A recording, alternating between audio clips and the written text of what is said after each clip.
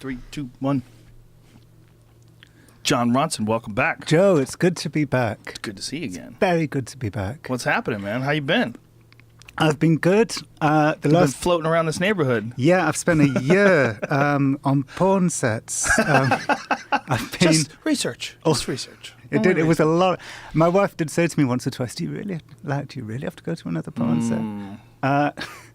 I've just finished making a series for Audible called The Butterfly Effect, and the flap of the butterfly's wings, which I'm tracing throughout the series, is this young man called Fabian, who's like a tech nerd in Brussels, and he has the idea to get rich from giving the world free porn, so free streaming porn. So the series is about the kind of tech takeover of porn in the Valley. Doesn't he know that that's already real?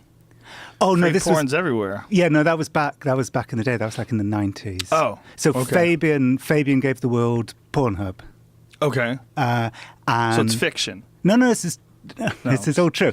Let me go back. Okay. So in the 90s, right, this kid called Fabian Fabian Tillman, so a young boy in Brussels, like a tech nerd, would go on CompuServe and swap porn passwords, so get porn for free. Which is how people got porn for free back in the 90s. And then he had like a sort of eureka moment, which is I can give the world YouTube for porn. Right. So he bought up this fledgling company in Montreal called, it was called Mansef at the time. It was run by these two brothers up in Montreal, and they had just invented Pornhub. Fabian bought up Pornhub, and then kind of overnight, single-handedly took over the Valley. It's an extraordinary story. This massive flow of money went from where we are now in the Valley, a community of people who were making pretty good money from porn. The money just flowed into Fabian's pocket. Because what Fabian did was, look, if you're a porn star and you go to a bank and say, "Can I have a checking account?" Did you say a porn star or a porn stir? I said a porn star, but actually there aren't really many porn stars anymore. If you're a porn person and you go to a bank and you say, "Can I have a checking account?" the bank manager will usually say no, because you're in porn, which means you're disreputable. Really? Yes. Wait a minute. People like Stoya have written about this a lot, about how they found it really hard to get mortgages, how they found it hard to get checking accounts. But checking accounts? That seems unlikely. I mean, I would believe that maybe mortgages, they would think that your business is fairly unstable. That kind of makes sense as far as an investment's concerned. And also the idea that other customers might not like the idea that their high street bank is being shared with somebody who's in porn. Really? Yeah, it's called reputational risk. Wow, that seems really dumb to me. Yeah, that doesn't make any sense at all. Right, well, sure. But Fabian was making money from running a site that dealt in piracy. So basically, fans would upload porn illegally onto Pornhub. Mm-hmm. So Fabian was running a site that was filled with pirated content. Fabian went to a bank to say, "I want to expand," but because he wasn't ostensibly a porn person, he was a tech person who was deemed to be respectable. This bank gave him a $362 million loan to expand, to build an empire based in part on the handling of stolen porn. So he went to the Valley, who were already kind of paranoid that all their porn was being stolen and put up onto Pornhub. And he bought up loads of companies at cut price. Right. Because the companies were panicking and wanted to sell. And suddenly Fabian just single-handedly took over porn. And nobody cares about that. Nobody was thinking about the consequences of that, because Fabian was giving the world what they wanted, which was free porn. But I was really curious to know, what were the consequences? Let me pause there. You said no one cares about it. No, but a lot of people did. It was a huge issue. And there was a lot of, moral debate about whether streaming porn. Well, there was a lot of the girls that were in porn that were really pissed off because they weren't making any money anymore, and there was a lot of social media posts about it, imploring people to stop using these sites, which no one listened to. Exactly. I mean, porn people cared. But, Yeah. you know, porn consumers didn't care. Well, it was an interesting tech, like a moral tech debate that was going on for a while. But the debate is lost. I mean, there was it's really interesting because there was a guy who lived down the street from me, and he was a big time porn producer, and I actually knew him from my jujitsu class, and he was a real high rolling sort of character. Like he always had this beautiful Mercedes Benz, and he wore these really big watches, a lot of, fancy clothes, and he was just making just tons of money. And he had this beautiful house, and he was just this baller character. Right. And then it all dried up. It all dried up. I 'cause mean, of it dried Fabian. up quick. Yeah, it all went into He Fabian's lost his pocket. house. His house got repossessed. Yeah, and Fabian got so rich because of this, Yeah. because the money went from your friend's pocket into Fabian's pocket. Fabian got so rich that But how's he getting rich off of free streaming? So the ads? Is that what it is? Partly because of ads, but partly because he bought up the paid sites as well. So, because the paid sites were like panicking because they were losing all their money to piracy. So he just bought up everything. So he bought up the competition, he bought up RedTube, he bought up YouPorn. So he bought up all the competition to Pornhub, but he also bought loads of paid sites, including Right. like Playboy TV.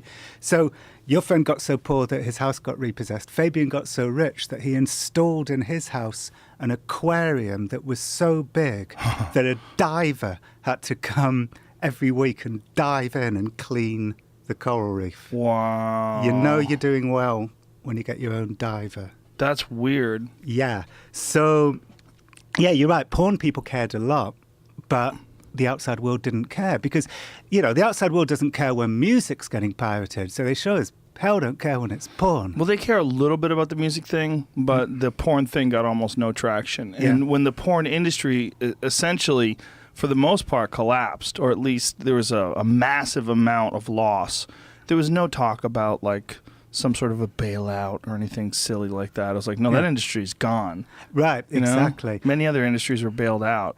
And when you They look were at their far smaller. Right. When you look at their headquarters up in Montreal, the company that owned Pornhub, it's not porny, it's techie.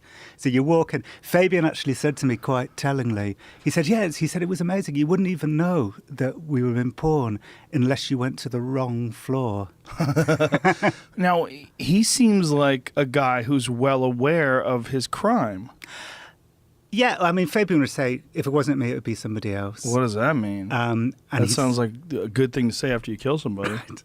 And he'd say, it's progress. He'd call it progress. But he's a criminal. I mean, it's essentially, he's lucky that he's dealing in pirated stuff, right? The one time Fabian got annoyed with me, he was quite game. Like I wanted to interview him, and then I wanted to travel to the valley to look at the consequences and trace consequence through to consequence. Like where would I end up if I just? Because I think people don't think about consequences on the internet that much. They want to just destroy somebody and then carry on with their day. Right. So I want to tell a story about consequences. The only time Fabian got annoyed with me was when either me or Mike Quasar, director, said to him, you uploaded pirated porn. And he said, no, I didn't. I have never uploaded pirated porn. I offer a service in which other people can upload pirated porn. And if they tell us to take it down, we'll take it down. But they have to find it. They have to find it. And also, there's so much fucking free porn on Pornhub Yeah. that it's like cutting down a forest with a butter knife. It's impossible to...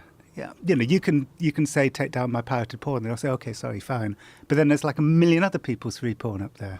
Anyway, yeah, so actually it's funny. I don't, by the way, what I'm about to say shouldn't be construed as me saying that I think that Fabian is a psychopath, because I don't. But that thing about not taking responsibility for your own actions, I just remembered I wrote a book a few years ago about psychopaths called The Psychopath Test. And a psychopathic trait is that, like if somebody kills somebody in a bar, they would say, well, it's his fault for looking at me funny. So failure to accept responsibility for own actions is one of the 20 items on the psychopath checklist. Do you think that he's a psychopath, or do you think it's some sort of a convenient neglecting of certain responsibility for what happened? I don't think Fabian, that was very much a tangential thing, because I don't think Fabian is a psychopath at all. But I think that tech people have created a sort of amoral bubble around themselves. I talked to the head of Pornhub's mobile division. So if you've ever watched, he's called Brandon. If you've ever watched Pornhub on your mobile, you have Brandon to thank. And I said to Brandon said, like, we never, like 99% of Pornhub employees never set foot on a porn set. And he said, that's good because, we're designing, we're search engine people. We're, we don't want to say, it would be sort of unpleasant to set foot on a porn set. It would be sort of intimidating and unpleasant. And I said, well, maybe it would have been good if more Pornhub people did set foot on porn sets because you would be able to see the negative consequences of your business plan. And Brandon went, their livelihood, which again is a very techie thing to say, right? Because it's all about progress. Their livelihood? Yeah. What does he mean by that? Like, okay, now you want to talk about their livelihood. Their livelihood, the people. Yeah, but I mean, they're they're essentially like a content provider that's not paying for any content. Yeah. And, so, I just remembered a guy called David Lowry, who's he's interested in kind of piracy issue in music. And he said, when we look back on the dystopian movies of the 1930s, when, machines would take over, like Metropolis or something, like the moral of the film, like the climax of the film is when the people, the humans, defeat, say, we're not going to live in a world run by machines. We're going to defeat the machines and human morality will take over. But now that machines are ruling the world, instead of us defeating the machines, we are adapting our morality to fit in with the machine's capability. So because it is easy to pirate, instead of saying, let's not pirate, we're just adapting our morality and saying, oh, okay, we can watch pirated porn, it's fine. Yeah, but it's not as simple as pirating, because pirating is what everybody does on, when they're sharing it through message boards or, what have you. That's sort of pirating, right? When they're uploading it to these websites and servers and stuff. But what he's doing is massively profiting off of other people's work. It's a little bit of more of a gray area. Yeah, I'd say so. He's not even gray. It's kind of dark. Well, he certainly profited hugely from other people pirating, their favourite porn films onto his site. Has he been sued?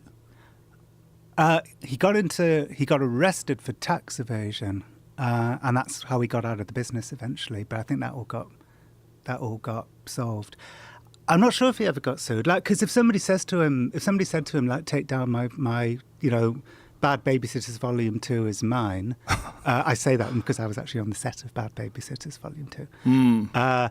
He'd say, oh, sure, yeah, sorry, of course. And it would go down. But then maybe somebody else would put it up later that day or, it didn't matter because everything else was free. Wow. I'll tell you one amazing consequence of all of this, though.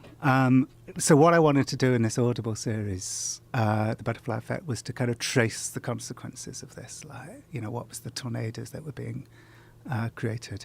And one amazing consequence is, like, Fabian surrounded himself with tech wizards, like people who knew how the internet worked, including a lot of search engine people.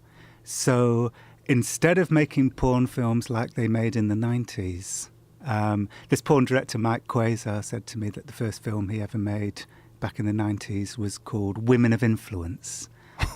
Now, all the porn films have to be easily searchable. It's like a kind of arms race of search engine optimization, like to get yourself up the Google rankings. So all the porn films in the Valley aren't called Women of Influence, because how do you search for that? They basically see what the most popular search terms are and then make films based on that. So Mike Quasar was telling me this on the set of the film he was shooting that day, which was Stepdaughter Cheerleader Orgy. So I said to him, it's just around the corner from here. So I said to Mike, because I thought about like Women of Influence versus Stepdaughter Cheerleader Orgy. Mm-hmm. And look, I haven't seen Women of Influence. So for all I know, the moral of Women of Influence is that women shouldn't have influence. But my guess is that Women of Influence is a more kind of holistic porn film than Stepdaughter Cheerleader Orgy. So I said to Mike, are there any people in the Valley who can't get work because they're just not a keyword? And Mike went, yeah. like every adult porn actress now between the ages of 23 and 29 can't get work because they're not a teen and they're not a MILF. They're like in this sort of fallow period between teen and MILF when they're just attractive, and just attractive isn't a searchable term. So if you're not a teen and you're not a MILF, if you're like a 26-year-old adult film actress, you can't get work. You just have to like, well, I said to Mike, what do? You just like sit there until you like become a MILF and become employable again? And the answer is they have to find other ways to make money. So escorting is going through the roof in the Valley. Because of the tech, because of people like Fabian, because of the tech takeover of porn, escorting's going through the roof. But also another thing that's going through the roof is this kind of weirdly adorable world of bespoke porn.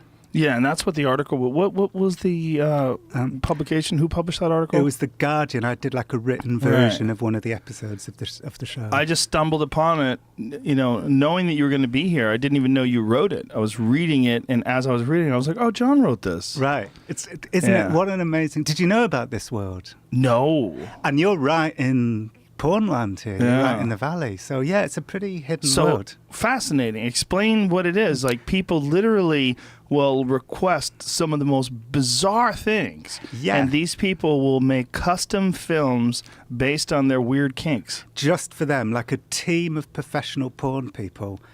Because the Valley's suffering so much because of Pornhub and so on. Wow. We'll make an entire porn film just for you. Now, how much does something like this cost? Like, say if you want to make a film about girls wearing Mutant Ninja Turtle outfits who kick guys in the balls. Like, that's entirely possible, right? Yeah. Oh, yeah, anything's possible. But that sounds like something that might actually sell. Oh, yeah. They're like a couple of $1,000. That's it? Yeah. Couple grand? Yeah. Wow. I got so obsessed with the world of bespoke porn because it was such a fascinating window into people's inner lives. Yeah. Like one of the first ones I saw was a condiments video. Like ketchup and relish and stuff like that. So it's a woman sitting in a like a child's paddling pool, and out of shot, one of the bespoke porn producers is pouring industrial-sized tubs of condiments on her head, like ketchup, mustard, and the woman's like trying to, she's like Gabe, so she's going, oh, it's so cold and slimy, and stuff like that. Anyway, the guy who commissioned this video, the producers knew one thing about him.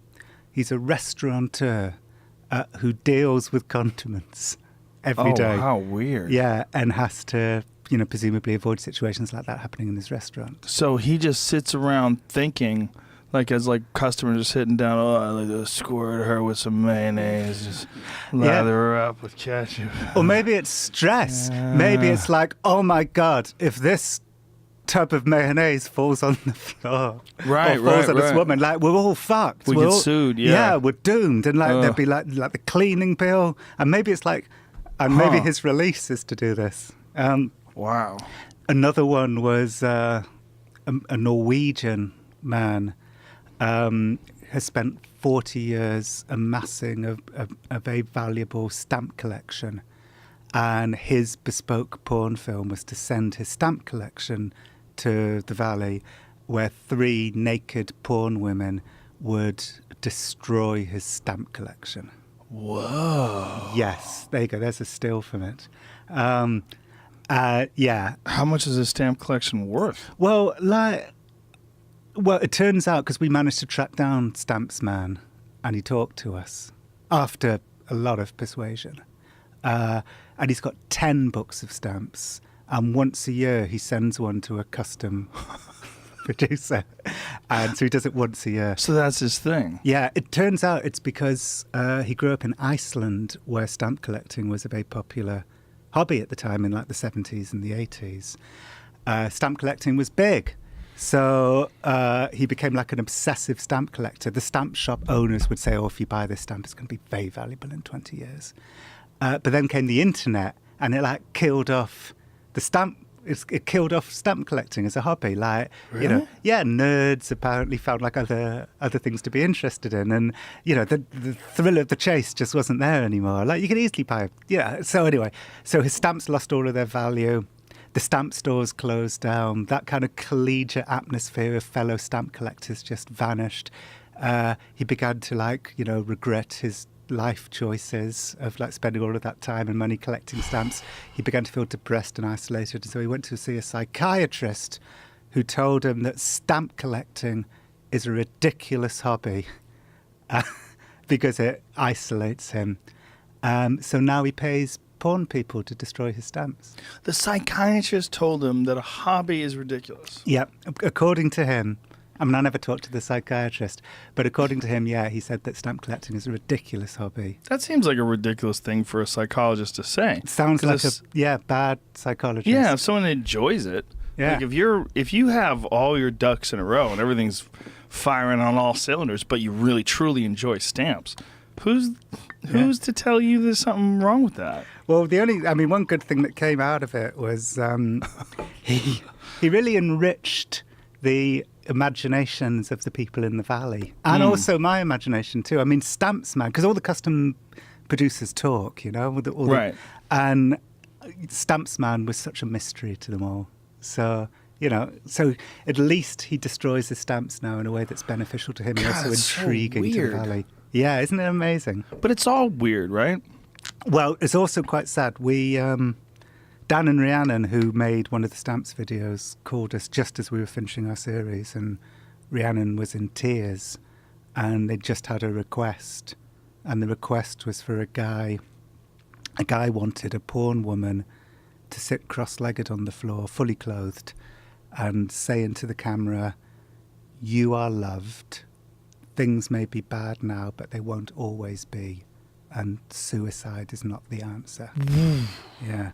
So then they thought, fuck, what do we do? Ooh. So they told him they'd make the video for him and they could shoot it really soon. And he didn't respond. So they made it anyway. And we were there to record it. And it made me realise just how kind of delightful the bespoke porn world is, because they were so eager to help him. Yeah, to help this guy. Did he kill himself? We don't know. They made the video for him. The woman, the porn star Riley, was saying into the camera, you know, I have thought about dying too, but I came out of that hole, you know, and I came back stronger, and now I can see all the good in the world. And Riley was crying, and Rhiannon, the producer, was crying, and they sent the video to the guy, and we don't know. You know, it's interesting. There's quite a few porn stars on Twitter that have, like, you know, really like kind of motivational Twitter feeds. Like, they say nice things, they say positive things. They seem like healthy people. Yeah. And if you separate the fact that they have sex on film for a living, take that out of the mix, and what you have is looks like your average person who's trying to do better in this world and is sharing positive things that they find that gives them inspiration and moves them along in a certain way. But then you add the sex thing, and for whatever reason, we have this weird hang up about sex. It's because we're all fucked up. I talked to this girl called Dakota, who was part of a Radical Honesty group. And Radical Honesty have group? you come across Radical Honesty? No, I don't think so. You would love it. I might be in one. I don't even know it. Can I tell What's you? a Radical Honesty Okay, group? well, the first time I ever heard about Radical Honesty was my friend Starley Kine, the podcaster, who went on a Radical Honesty group. And one of the things you have to do is... She's on a podcast? Yeah, she does a podcast called Mystery Show. She used to be on This American Life. Okay. Anyway, so she went to a Radical Honesty group where you have to be like radically honest to each other. So at Harvard, it starts, I've been to one as well, it starts with everybody sitting in a circle and they have to confess to the room a secret about themselves that they've never told anyone. So the one that Starley went to, the first guy said, my secret is that I haven't paid taxes in 10 years. And so everyone went, oh, right. And then the next guy said, my secret is that I killed a man. Ooh. Yeah, he said, I was in a truck. I was driving a truck and I kicked the passenger out of the truck and he fell onto the road and he got run over and I got away with it. Wow. And nobody knows that it was murder. So then the next person in the circle went, well, my secrets are, pretty disappointing compared to that. She said, I suppose I can tell you that I have sex with my cat. So then the murderer kind of put his hand up and said... That's disgusting. No, said, can I add something? He said, could I add something to my... You should be ashamed of yourself. No, quite the opposite. He said, could I add something to my secret? He said, I also have sex with my cat. So anyway... he had a one-upper. Yeah, he had to be the best secret in the room. He might be a bullshit artist, huh? It's possible. Yeah, that's part of the problem with those. Yeah. I should say, by the way, I met Brad Blanton, the guy who runs these radical honesty groups, and I asked him whether Starlee's story was true. And he said yes, that the way she described that circle is what happened. But so I was at this radical honesty group in this church school in New Orleans, and this girl called Dakota said that her secret was that she's like this young church girl. She said her secret was that she watched porn. So I said, what do you watch it on? And she said, Pornhub, of course, because this is how like every child in the world learns about sex these days. And I said, did you ever get so into it that you would like learn their names? You'd say, oh, there's James Dean. And she said, no. She kind of laughed. And she said, no, I never learnt their names. It's like when you kill a deer, you don't name it because then you can't eat it. So this is what the porn people are up against, right? It's this shame of the viewer. It's like in that hypocrisy lies exploitation, which is why somebody like Fabian can come in and get a $300 million loan and take over porn. It's because we don't want to think about it because it makes us feel bad about ourselves. But that sort of thing. But her issue is like church going plus female, whereas men. They have very specific tastes, and they tend to gravitate towards very specific porn stars. Like, one of the things that I've noticed that really popular porn stars will have, like, gigantic numbers on, like, social media, Twitter or Instagram, like, upwards of 1 million. Yeah. And maybe more. Like, and so they obviously have, like, a following, Yeah. You said that a lot of porn women on Twitter are kind of very positive and are giving unconventional messages. One of the reasons why that is, I met this porn woman called Macy May, who was like really depressed. Another of Fabian's consequences is that like kids grow up on Pornhub these days, so there's no longer the kind of outlaw status about coming to the Valley to do porn that there used to be in like the 80s and 90s. Now, the Valley's like flooded with women who they turn 18, they watch Pornhub, they think that looks cool, and then they come to the Valley. And a negative consequence of that is that they get work for like a couple of weeks. And then, there's loads more women off the bus, and so the producers don't need to employ them anymore. So there's a massive turnaround. They get work for a few weeks, and then it's over. So I met this woman called Macy May who was in that funk. Like, she came in May. Throughout May, she was working. I met her in July, and the work had just dried up. And she was like venting on Twitter, but then she stopped venting, and then all of her tweets were like, I'm so happy, it's such a beautiful day. And I said, why did you stop venting on Twitter? And she said, well, a bunch of porn producers told me it looked bad for my brand. They don't, they don't want a sort of miserable porn person saying, I'm not getting work today. They want a porn person who says, here's a picture of my butt.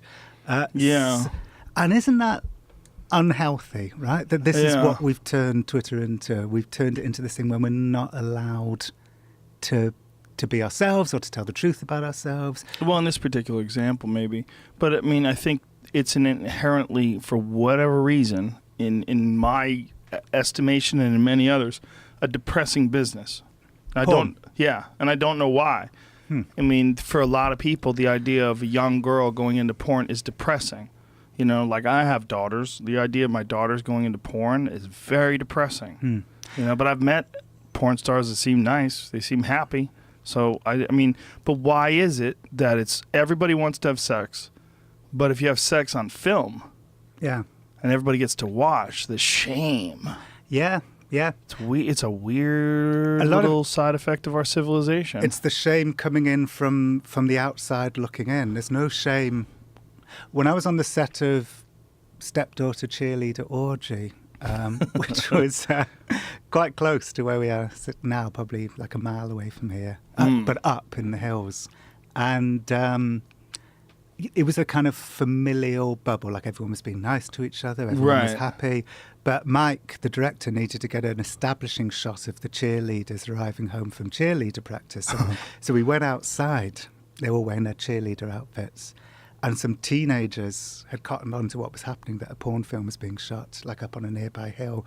And they were like catcalling and hissing and sort of mocking these girls. And for the first time, not just the girls, but the cameraman, the director, everybody suddenly felt like self-conscious. And the girls were like, sort of trying to put down their skirts. So until the mocking outsiders came along, it was healthy and shame-free. But as soon as an outsider started hissing at them, it became shameful. And I think that's porn for you. Like, most of the problems that porn people face are stigma from the outside, not from the community itself, which tends to be quite respectful. And the people that were mocking them, first of all, they're young, right? Yeah. Teenagers. And second of all, they're probably thinking of it in terms of like, almost like they're online. Yeah, You know? I mean, like, one of the things about online is there's no consequences for what you're saying, and then people have no problem shitting on people. We couldn't see them. We could only hear them. I was looking up and I couldn't see them. Right. Because they were up on like a ridge above the house. So just like Yeah, online. it's almost like being anonymous. Yeah. Yeah, I mean, anonymous people online, the behavior is very bizarre. Because, like, sometimes I'll see people's comments, whether it's to me or to somebody else, and they're so fucking vicious and nasty over nothing. Just over nothing. Over nothing. Yeah. Over, someone's movie that they did or some album that they did or whatever it was, and just shitting all over every aspect of their person, just almost just to try to get them to hurt the way they're hurting. That's almost what it seems like. It's like you're just like super angry, bitter person who's just, life is just throwing rocks at them everywhere they go, and every chance they get to throw a rock back, they do. Yeah, like that Randy Newman song, I just want you to hurt like I do. Mm. Yeah, I'd say there's certainly an element of that. There's also an element of what the right call, what's that phrase that the right use all the time? Virtue signalling, which I don't like using that phrase because it's so been kind of adopted by the sort of, white nationalists. But that's different, right? That's, but it exists, virtue signaling is absolutely real. I see it all the time. I see it all the time. It's usually like really, really weak men. They're like trying really hard to court the favor of women, and they're not attractive and they're not desirable, and so they try really hard to be allies. Yeah. The last time I was here, I'd just gone through all of that as a result of my public shaming book coming out. Oh, yeah. And like a sort of small group of people decided to sort of try and... Angry at you, John get Ronson. the group. Yeah. Wrong think. You were guilty of wrong think. Yeah. I just read a story this morning in Vulture about the young adult world where this book came out called... I think what's called let me see if I can find it. Called The Black Witch, and it's a liberal book. It's a young adult book that's a liberal book. It's a progressive book, but it contains racist characters. So a blogger took some of the quotes that the racist characters said in the book. This Vulture article quotes it. Let me see. Took them out of context. Yeah, page 163. The Celts are not a pure race like us. They're more accepting of intermarriage, and because of this, they're hopelessly mixed. So that's a quote from the book, and then the blogger wrote underneath, yes, you read that with your own two eyes. This is one of the times my jaw dropped in horror, and I had to walk away from this book. So then... How noble. So then, like, hundreds and hundreds of people, like, piled in on the book, and then Kirkus gave this book a good review, and then people piled in on Kirkus. Who's Kirkus? Kirkus is like this industry... It's like when you write a book, one of the first reviews you get is from Kirkus. It's like it's an industry. Spell that word? Kirkus. Oh, okay. And if you get like a starred Kirkus review, it's like a big deal. And So they piled in on Kirkus for course. giving it a good review. But I noticed two things happened as a result of this. One was actually it didn't seem to affect the book's success. The book is doing well, like on Amazon, and people who actually read the book aren't offended by it. And the same thing happened with my book, So You've Been Publicly Shamed, like the kind of, people trying to turn against the book. It didn't actually. Well, the numbers are so small. Yeah. The numbers of twats that are actually out there beating the bushes for this stuff. I mean, you're talking about, a few thousand people or whatever, or a Right. few hundred maybe even, very vocal. Yeah. And if there's anyone particularly upset at you, it might just be there's many instances where people are attacked by one person, and that person assumes multiple identities online. I had a buddy of mine who was dealing with someone who was doing that. Yeah. It's just it's real common. Like they just, for whatever reason, just single you out.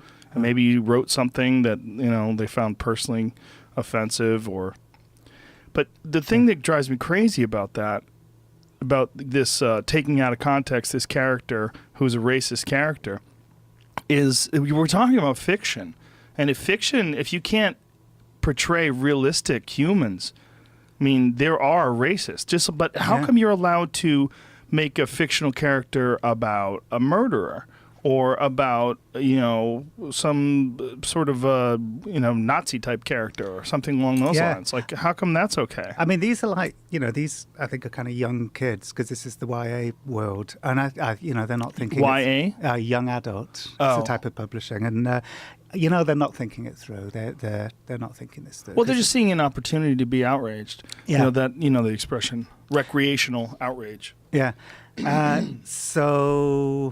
But the other thing that happened as a result of this, so the book itself apparently isn't being particularly negatively affected, even though the outrage was huge. Probably helps it. Possibly. But the journalists from this Vulture article interviewed publishers who basically are saying that we're telling our authors, it's having a chilling effect on novels. It's like we're telling our authors, like, don't put in, like if the author's white, don't try and put in a person of colour as a character. It's not worth it. Just don't do it. So actually, these new rules, these are new rules. A few years, I just wrote this. I've been writing movies lately, and I always try and put in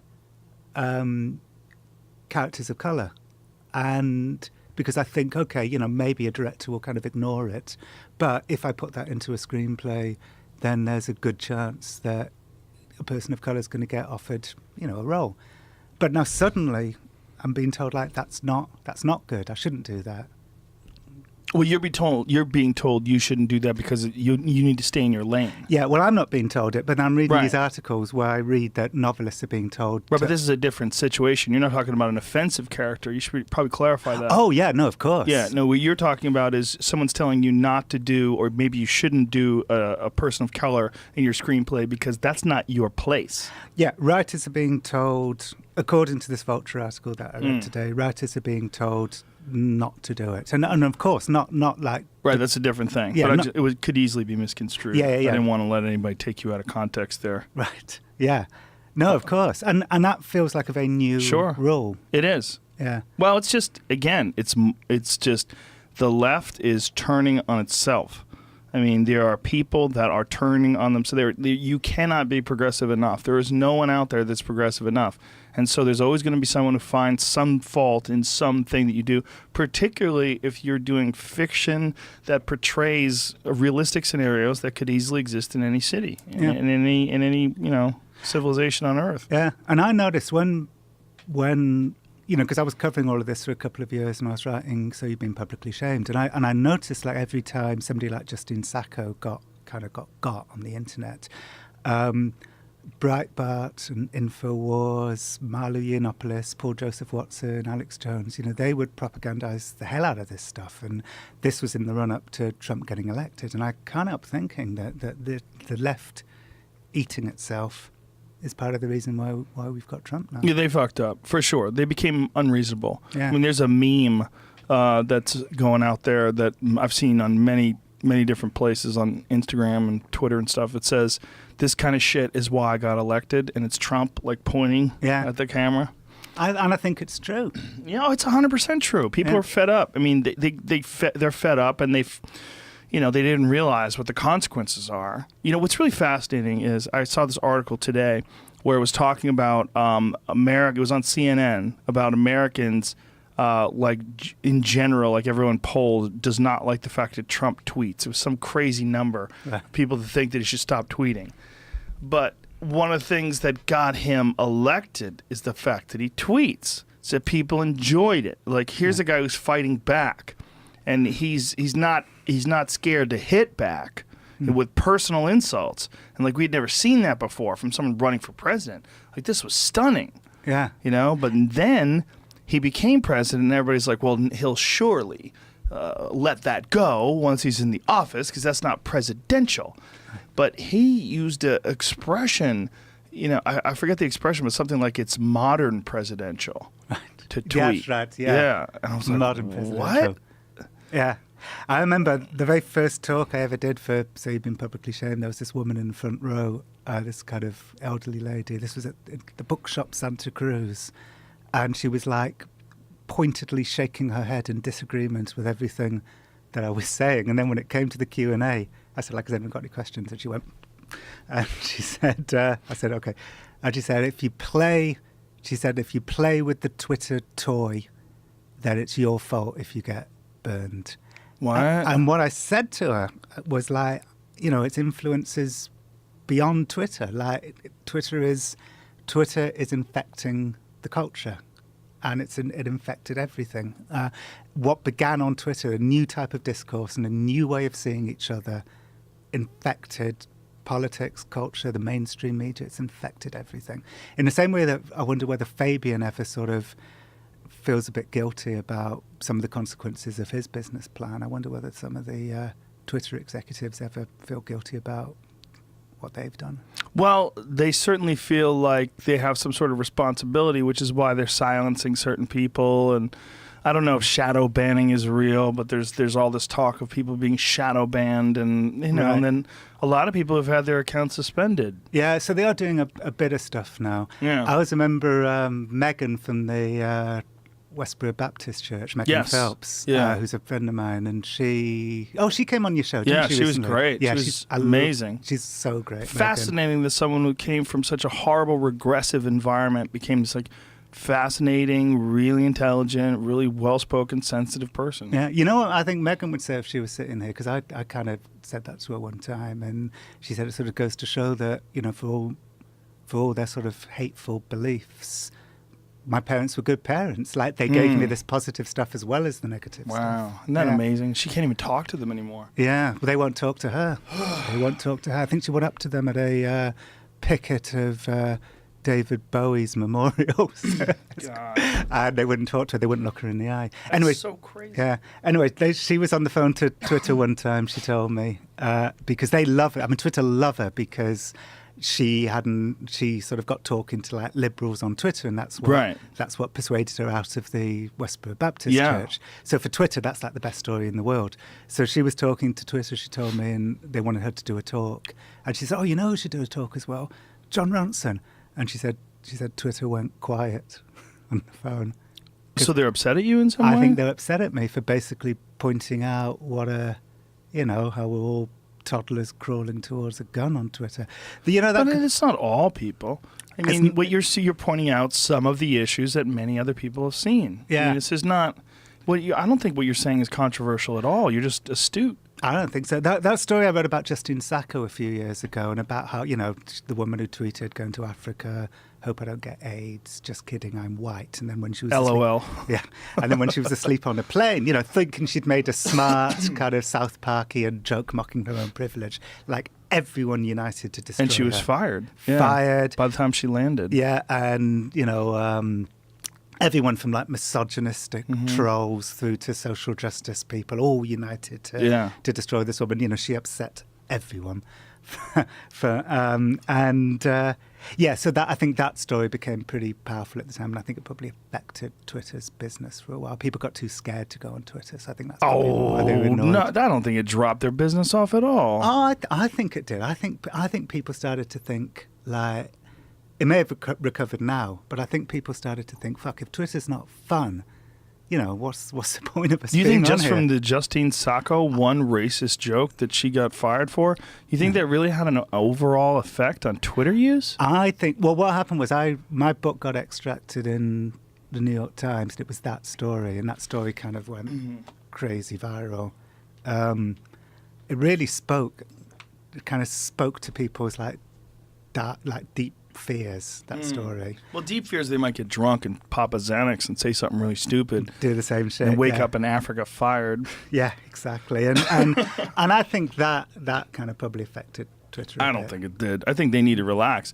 I think all that stuff just makes people interested and then makes more people sign up. And I don't see that at all. If they were upset at you over that, that's pretty preposterous. I wonder. I gave talks at Facebook and Google, but I've You're never- upset they won't give you a talk. Well, I'm Is just. that what's going on? Well, I'm curious. I mean, Well, of you have course to I'm sit curious. before their Orwellian council, and maybe they'll go over every word that you're about to say and allow. What is their trust and verify council? Oh, God, what the right. fuck is that called? Yeah. Where they have some people on that are ridiculous social justice warriors, proven attention whores, people that are dishonest. They're not honest people, and they're part of this whole thing where their business is getting attention and being a victim. Yeah. And exploiting it to the nth degree. I mean, that's a bunch of people that are on that thing. That's what they do. I do think, like, if you're gonna address harassment on social media, you have to accept that it comes from both sides. It comes from the right to the left. It comes from the left to the right. It comes from misogynists to feminists. It comes from feminists. You to, also have it to comes- define what is harassment and what is criticism. Now, if you have ideas in the open marketplace of ideas, and you have ideas that people think are profoundly ridiculous, they're allowed to mock your ideas. That is not harassment. I just think that is someone shitting on you. Yeah. And you put yourself out there. I mean, especially someone who's, look, you're not, these people, a lot of them, they're not singers, they're not authors, they're not musicians, they're not comics, they're not producing anything other than their words, right? So if someone doesn't like your words and they shit on your words like that, what else do you expect? Yeah. I noticed that there was some kind of gaslighting going on the left. Like everyone would agree. The sort of world that I come from, like The Guardian and the left, like everyone would agree that if a gang of misogynists sort of gang up on a particular feminist writer and basically harass her until she goes offline, everyone agrees that's bad, and it is bad. It is bad. Yeah. But when the mirror image of that is happening, Right. people pretend it doesn't. People just pretend it's not happening. Right, when someone goes after someone on the right, even if it's a woman. Like, a perfect example of that was no feminist stood up to defend Sarah Palin. Like, there's no one. I mean, you never heard that when Bill Maher was calling her a cunt and all these different people were mocking her. No one was stepping up and saying, hey, that's a woman, that's a mother.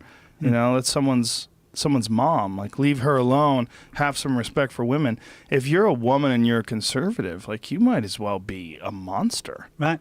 There was undoubtedly sort of, well, it's cognitive dissonance, right? Like when somebody's being harassed, they don't want to then see themselves as doing the same thing to a group of people that they don't like. Well, it's very easy to think of someone who is opposed to your point of view or thinks of things completely different as an other. Yeah. You don't even think of them as a person. I noticed that happened to me. An editor said that they wanted to run a series of articles about bullying on the internet and wanted me to contribute to the series. And they said they wanted it to all be about how women are being bullied by men. And I said, I've no doubt that happens a lot. And it's presumably disproportionate, like women are bullied by men more than other groups are bullied. That could well be true. But if the series of articles is only about women being bullied by men and, it legitimizes certain types of bullying, like when the left pile in on somebody, like Justine Sacco, it's going to legitimize, if it's that partial, it's going to legitimize certain types of bullying. And the editor, when I said that to her, kind of rolled her eyes as if to say, well, you would think that. But, oh, wow. Yeah, but, it's true. It's true. And the problem's not going to go away until we... Yeah, they're hypocrites. I mean, that's essentially what's going on. Yeah. It's just people don't want to be nice. They think that there's power in shaming. And they think, I mean, I've had multiple conversations with people online that think there is good in shaming people. I'm like, well, you're saying that because you're hiding behind a keyboard and it's a free shot. But if you had to sit down with that person in front of them and talk to them face to face and feel the social consequences. Right. It reminds me, actually, remember I was telling you about one of the consequences that I look at in the Butterfly Effect about the tech takeover of porn is that if you're a 25-year-old adult actress, you can't get work now because you're in this sort of hinterland between teen and MILF. And I think like that's not just porn, that's the internet. Like on social media, you know, if you're a kind of loud, aggressively authoritarian person on the left or a loud, aggressively authoritarian person on the right, you're like the teen or the MILF. Like those of us in the middle are these people who are more interested in people talking to each other and they don't, you know, we don't want to like scream, we want to like listen and understand. We're like the 25-year-old adult film actress who can't get work. Well, people don't like nuanced points of view. And they also don't like people that are willing to talk to anybody. You know, I've had so many people call me some sort of a right-wing monster. And I'm like, well, let's go over what makes a right-wing monster. What is right-wing? I support gay marriage. I support universal health care. I'm absolutely in favor, if it could work, I don't know if it would work, of universal basic income. Like, where do I become right-wing? Like, where does it go? I'm anti-war. Like, where do I become right-wing? Well, this thing, like in politics, as in porn, everything now has to be kind of keyword searchable. So everybody has to fall into some sort of niche. And if you're not doing it yourself, then someone else is going to do it for you. Yeah, but even when you're saying that, like, you don't. That's not real. Like, you don't have to. You don't have to fall into those categories. It'd just be easier for people to categorize you if you did fall into those categories. I'm sure I have some points of view that people would consider conservative, and I have many more points of view that most people would consider to be liberal. But it's very convenient, especially when you look like me. You know, I look like a meathead. It's easy to say that I'm some meathead conservative or a right-winger or something along those lines. But I'm way more likely to vote for someone on the left than I am for someone on the right, because I think the people on the right in general are more suppressive, especially socially and culturally. And I think that's where the real issues lie. When you look at like what Obama did, on the right. When you look at what Obama did in office in terms of like what he did as far as drones, about freedom of the press and going on after whistleblowers, and like, God, a lot of that was very right wing. If you looked at it in terms of like actual real consequences of him being the president, a lot of it was very right wing. But when you look at it in terms of like support for gay marriage and, you know, and passing the Affordable Care Act and all these a lot of that stuff was very left wing. Now, I don't know if the Affordable Care Act was good, because a lot of small businesses, small doctors with small offices hated it and thought it was absolutely horrible and it killed their business. I don't know who's right about that, because I don't have to deal with that. It's a controversial subject, but the idea behind it, I liked. I liked the idea that we would have some sort of universal health care, because I think the idea of someone being too poor to get health care in this incredible country, like if our taxes are going to go to anything, God damn, shouldn't it go to caring for our neighbors and our fellow humans? Like, that seems to me to be a no-brainer. Yeah. And that's probably a pretty left-wing idea. Well, I got a ton of those, but it's easy to call me a right-winger for whatever reason. I find that fascinating that people do not like a nuanced approach. Or not only that it's not that they don't like it, is that they find it extremely easy to categorize you in sort of a negative caricature. Yeah. I got a question. Can I just like totally change the subject for a second? We have Alex Jones in common, because I years ago snuck into Bohemian Grove with Alex. And what year was that? That was like the when he did it in like the late 90s or it was 2000? 19. You were with him on that. That's right. Yeah, 99. That's right. Did we talk about that the last time you were here? We did talk about it last time, yeah. But I since I saw you last, I rekindled my relationship with Alex as a means of trying to get inside the Trump world, which didn't go great. It didn't go well? What happened? Not that well. Well, I think I annoyed Alex a little bit. Oh, what'd you do? I basically said Alex shouldn't have political sway. You told him that? Well, I wrote it in a story about him. I went to the RNC and I sort of, got back in with Alex and spent a little bit of time hanging around with him and Roger Stone and so on, and got really interested in the kind of dynamics of how Alex and Trump communicate to each other. But I'm wondering, you've seen Alex more recently than I have. Well, Alex has been my friend since 1998. Yeah, I was at his custody trial not long ago, and you were brought up. You were brought oh, up that's in right, because he was evidence. smoking pot on my show. He was smoking pot, exactly. Well, I'm just testing it. That's See, right. George Soros makes the weed stronger. That's what he said. He said that in Yeah. his custody trial. Yeah, that's exactly what he said. He said he tests it once a year. Just because he's It's weird because he's it's like alarmed I'm at how always strong there it's when got. that happens. I mean, come on, man. What's really funny is we drank whiskey on the show too, and no one gives a shit about that. Right. That's way more destructive. It's the pot, That's so whatever, funny. the self-reflective, Yeah, he's paranoia-inducing marijuana. Yeah. It's a real problem. But I now wonder. So he says that Trump called him just after the election to sort of thank him. And I'm inclined to believe that's true because I don't think that's the kind of thing that Alex would lie about.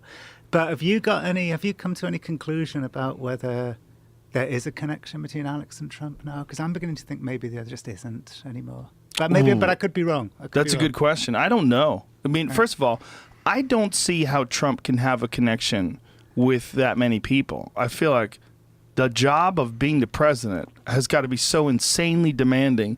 The idea that he's taking a few moments out of his day, he's got his feet up on the chair with a laptop, and he's on Infowars.com. He's like, God damn, I got to call Alex and find out what the fuck is going on with this child slavery thing on Mars.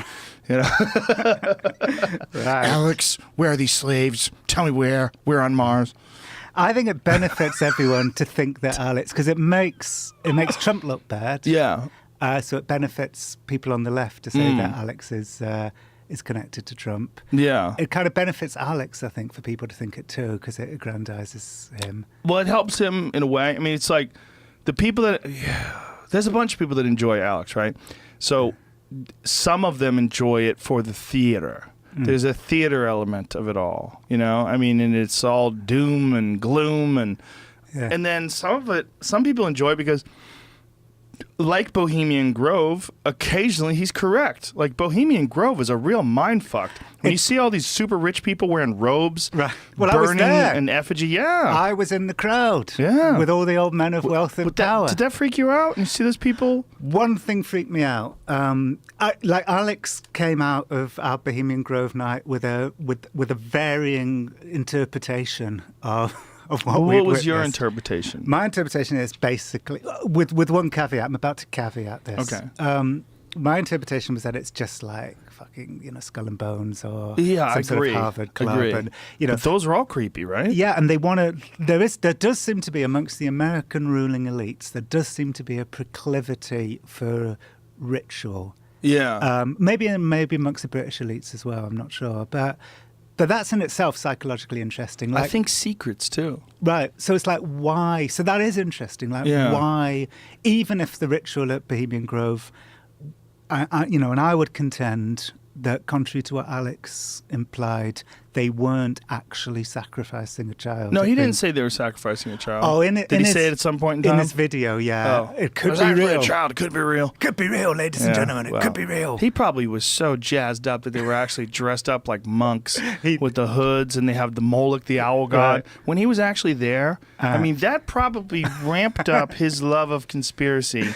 Like Oh, a good so solid much. 300 or 400%. It was hilarious because we went in separately because Alex got it into his head that maybe I was part of the Bohemian Grove. Oh, you're like plot. deep inside. Yeah, like the Wicker Yeah. Man, that I was like luring him in, and he would be the one Oh, sacrificed at yeah. the belly of the owl. Oh, no. So he went in separately to me. He went via the undergrowth, and I went up the drive. I just went up the driveway and gave the security guard a kind of I rule the world wave, and then we went in there. That's all you had to do? Yeah. I mean, Lazy probably ass not now. security guards. Yeah. The God, guy that's said, so often the case. Yeah. So It's like the White House. And then we saw Alex and Mike Hansen, who was his producer at the time, walking like towards us. And I was with this local lawyer who we talked up with, and I was like, "Hey, Alex, Mike, how you doing?" And they were like, keep walking. There's cameras in the trees. There's owls everywhere. And then just Owls. Yes, because So you felt like the owls were cameras? they got it into their heads that the owls at Bohemian Grove, the owl motifs at Bohemian Grove, was indicative of the fact that it was like Moloch, the owl god. Yeah. And it was like some sort of satanic. But actually, I would say that the reason why there's all those owls, because I saw like stuffed owls in display cabinets and so on. But I think it's an owl sanctuary. So, I mean, but anyway, but I So want to. why do they stuff them then? Well, It's an owl I sanctuary. mean, I presume it died of natural causes. Oh, if they you- miss it. Shitty fucking sanctuary if they kill it and then stuff it. So it's sort of like Norman Bates' mom and Psycho. Just stuff her. But what was odd that night was That's one thing. that the oddest moment, and this is where my memory of the night does tally with Alex's, is that for whatever reason, the people in the crowd were really into this ceremony. Like there was a sort of, they were really fired up by it. I remember this old guy walked up to me before it started and said, "Are you a first timer?" And I went, "Yeah." And "Oh, you're gonna love it. You're gonna love it. It's like burn him, like that, or something along those lines." And it did make me think, like, and then I looked behind and there was Alex and Mike, wide-eyed, looking like they were in, the belly of the beast. And then there's all these old preppy men, like wide-eyed. They were really into it too. I felt like the only sane person in the entire redwood forest. I was like the only person who's thinking this is just fucking ridiculous. It is ridiculous, Yeah. but They were into it. It was that moment of revelation, actually, that then led me to write the book that I wrote after that book, which was The Men Who Stare at Goats, which was about, soldiers trying to kill goats just by staring at them. Because I remember, like, I remember thinking, I was in Belfast, I was giving a talk about my book Them, which is where I talk about all of that stuff. And somebody said, "Okay, so I know what you think of it." This woman in the audience said, "I know what you think. I know you think this is like ridiculous. And I know that Alex Jones thinks it's evil. But what about the people in the crowd? What were they thinking about it?" And I thought that's a really good question. So that's what led me to write a book about like irrational thoughts in powerful places, which is what led me to write The Men Who Stare at Goats. now when you're there and you see that there really is this giant stone owl, and they really do have this bundle of sticks that they're burning, and everyone really is wearing these robes, like.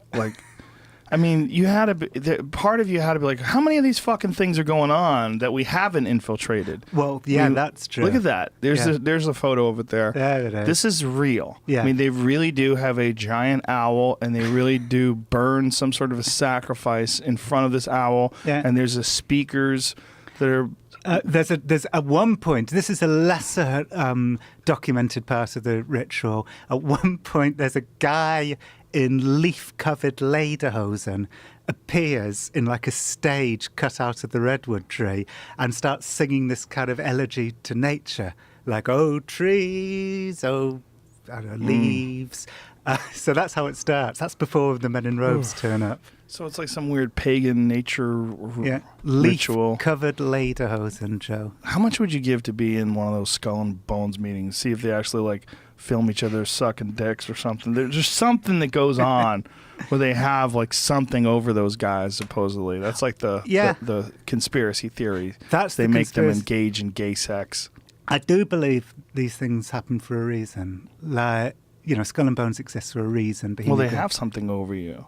It could be that, or it could be just this weird sense, this weird sort of psychological need that people, like Ivy League people, feel they need to like have a sense of superiority. And one way to do that is to kind of create these secret rituals to give them a sense of like, grandeur over the people. That's possible. Now, a guy like Alex Jones stumbles upon something like that or infiltrates it and finds out it is real. I mean, that is justifying to such an enormous level. Yeah, but here's my truck with Alex and all of this is that it wasn't like, for Alex, all the fucking crazy shit that we saw that night wasn't enough. Like, he had to like turn it up to 11. Of course. Yeah, and imply that we had possibly witnessed an actual human sacrifice. And of course, but that's standard. That's standard Alex Jones 101. But it shouldn't be standard. It shouldn't be, but I mean, think about all of the exaggerations that take place in the media. whether it's on the left or the right. There's just rampant exaggerations. Well, it's funny you should say that. So did you watch Alex being interviewed by Megyn Kelly? Yes, I did. Yeah, well, Yes. that made me laugh. You know, they phoned me a couple of days before the broadcast, Megyn Kelly's people, Oh. because they were panicking. Do you remember there was like a lot of criticism they were getting For having him on in the first place. Yeah. So they called me up and they basically wanted me to give them as much evidence as I could that proved that Alex and Trump were, you know, aligned and they would talk to each other and so on. Called you. Why? Because you went to Bohemian Grove with him? I went to Bohemian Grove, but then I also brought out this little Kindle single last summer called The Elephant in the Room, in which I'm trying to trace like the relationship between Alex and Trump via Roger Stone, and it's interesting stuff. But so I answered the questions as best as I could, but I don't know that much about exactly how often Trump and Alex talk to each other. Yeah, I don't know either. Yeah, I don't know. I'm not really that interested in it. As odd as it is, like I have a very fucked up relationship with Alex in that he's actually my friend.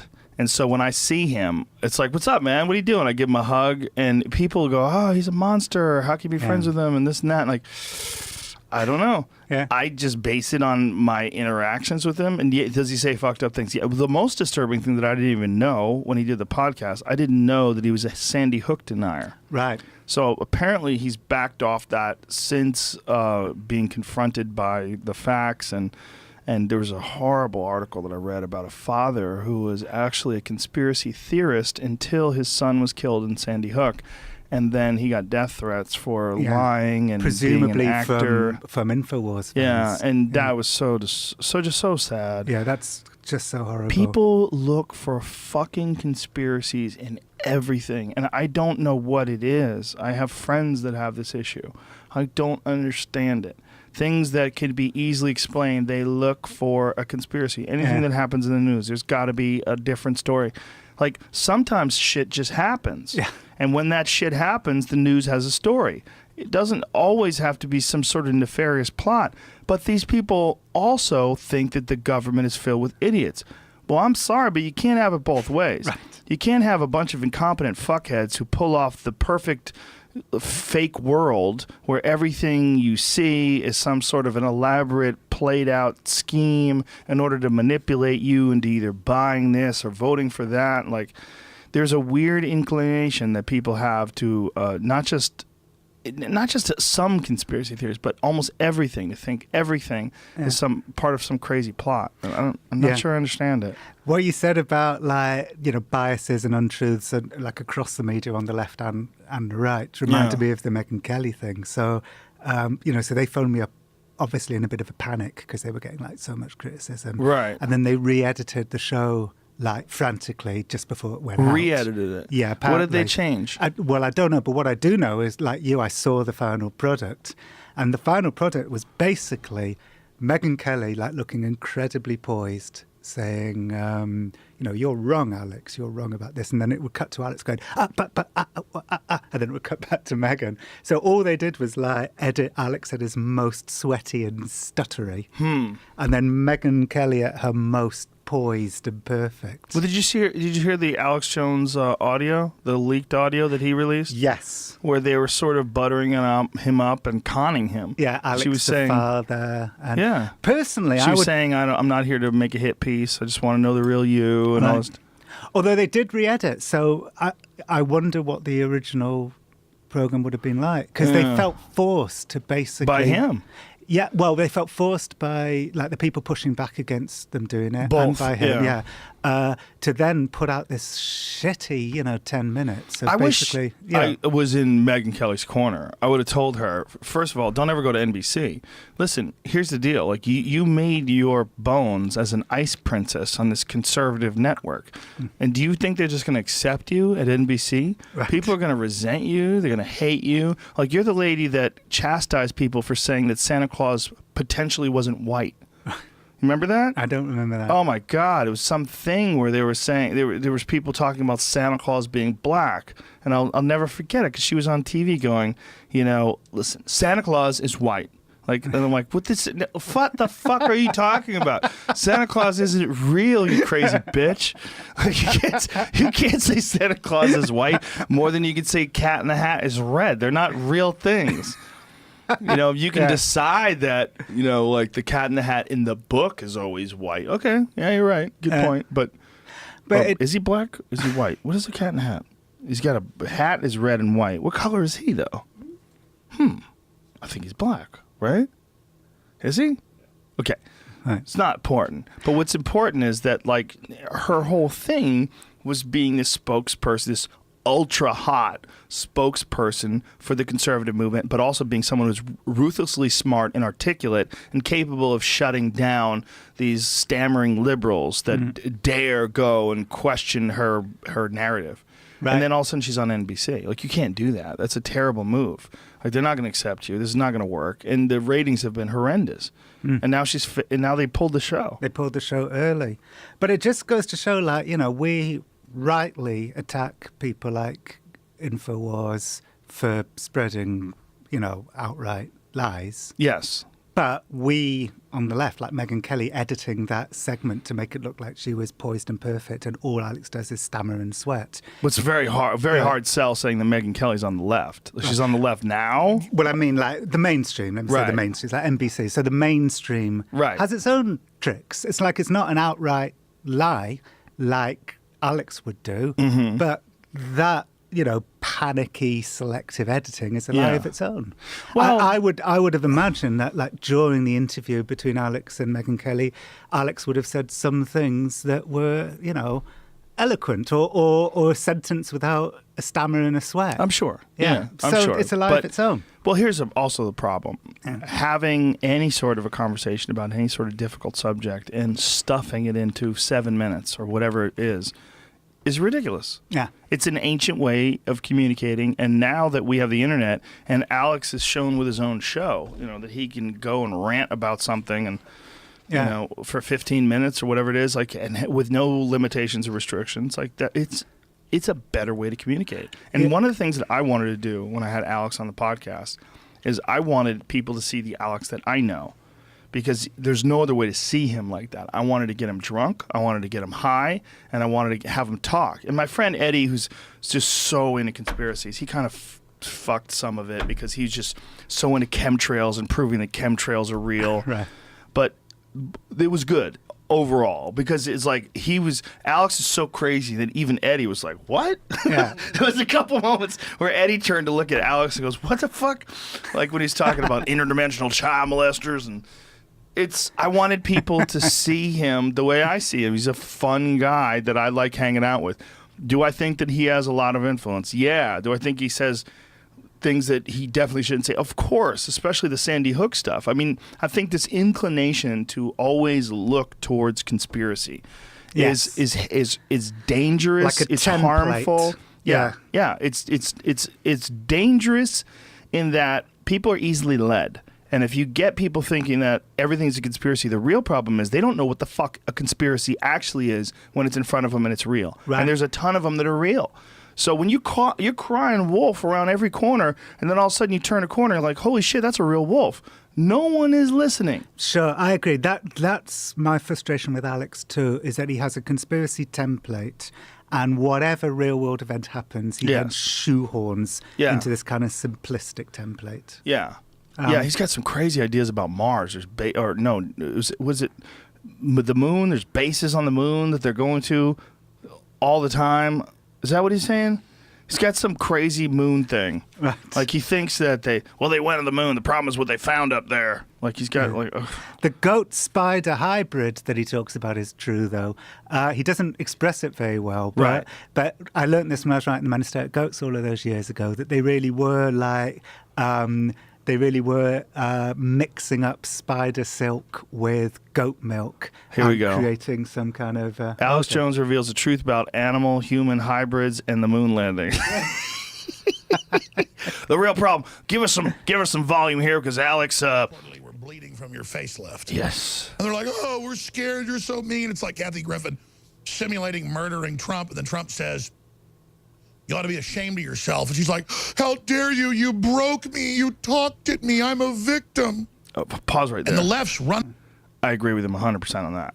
I felt like that was so preposterous, and I like Kathy as a person. I've met her 100 times. Hang on, Kathy, what's her name again? Kathy Griffin. Oh, okay. She's always sweet.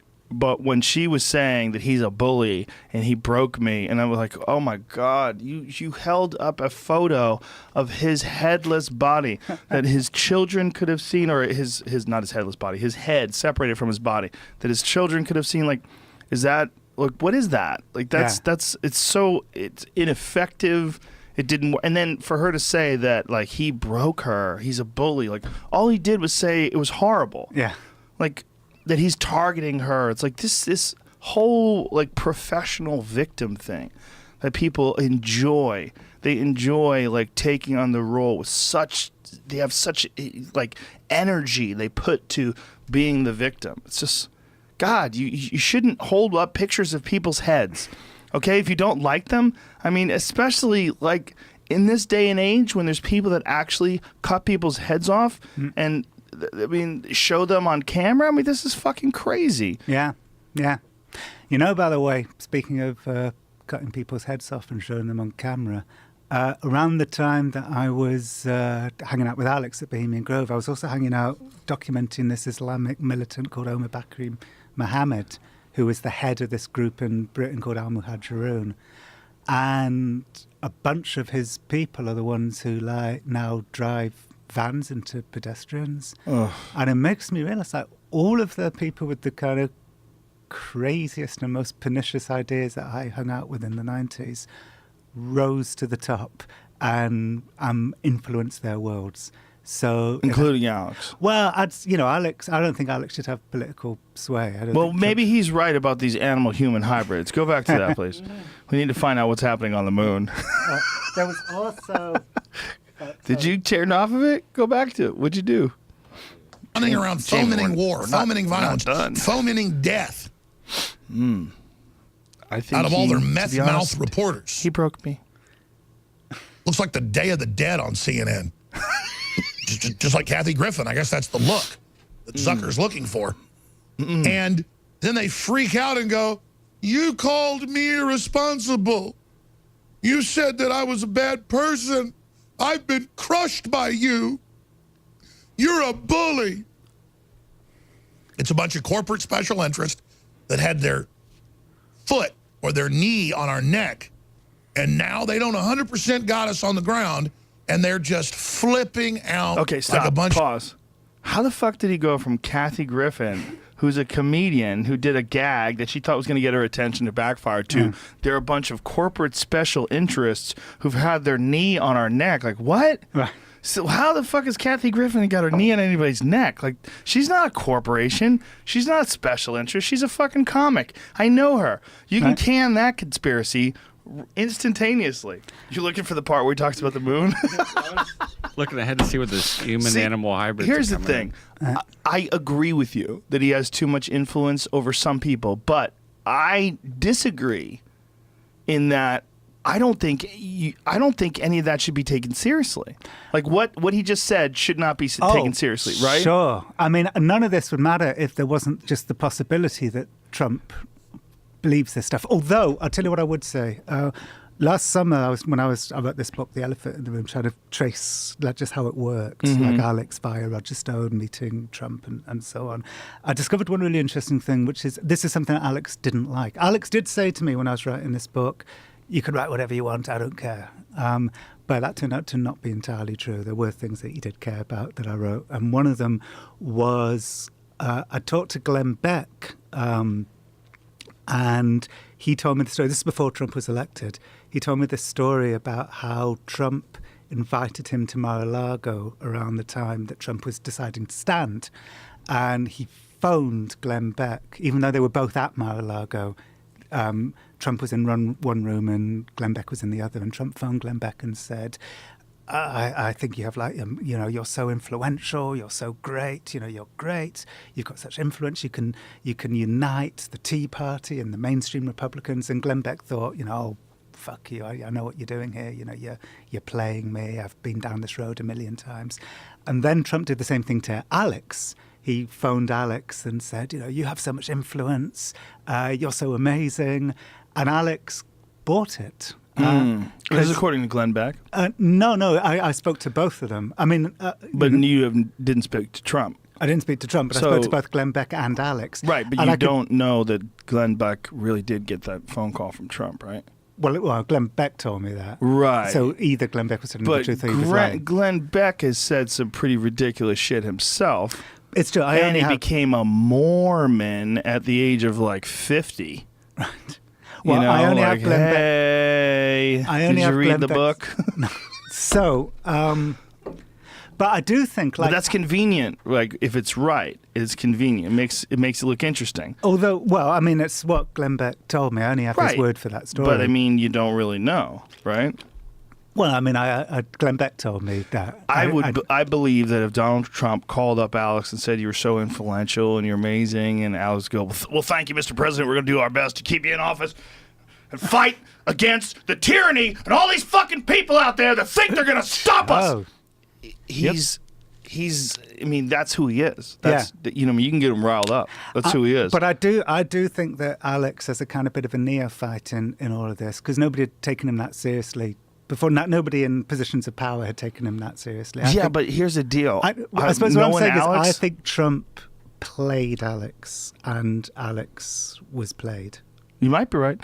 But if Trump turned on Alex and said, InfoWars is a bunch of losers, a bunch of this and that, Alex would turn it around again, and he would go after Trump. Yeah. Like he would. Oh, Alex was really smart. Like Alex, right from the beginning, said like, I'm with Trump until Trump does something, that I don't like, and then I'll drop him like a hot potato. So Alex was very smart. Like Alex always gave himself a sort of parachute out of this relationship. So I think Trump played Alex, and Alex was a bit too gullible and believed Trump's slick talk. No, but Alex was also smart and gave himself an out whenever he wanted the out. Alex is goddamn entertaining. Like, that alone is fucking entertaining, especially for me, a person, I'm not going to be influenced by these things that he says.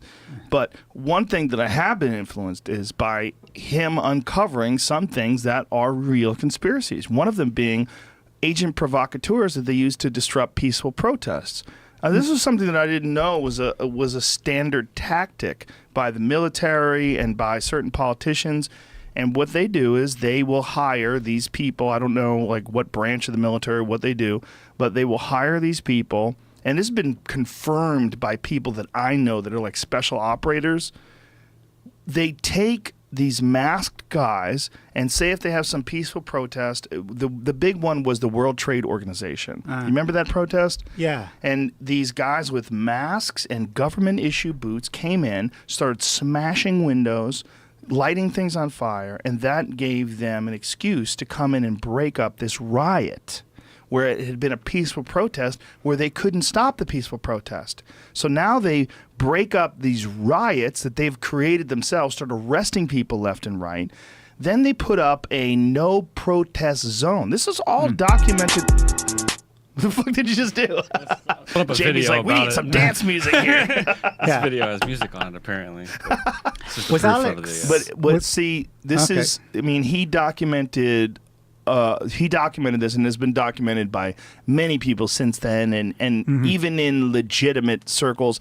Like it was a big factor in the Occupy Wall Street movement. The Occupy Wall Street movement was infiltrated ad nauseum by people from whatever branch of government, whoever the fuck they were. But what they did was they cause chaos, and then it give them an excuse to arrest them. And then in the World Trade Organization thing, Alex detailed, like with news reports, independent news reports, how those people were not arrested. And they were all they negotiated their freedom. They all held up in a house somewhere, and then they got them out of there as soon as everybody kind of like forgot about it all. And then they set up a no protest zone.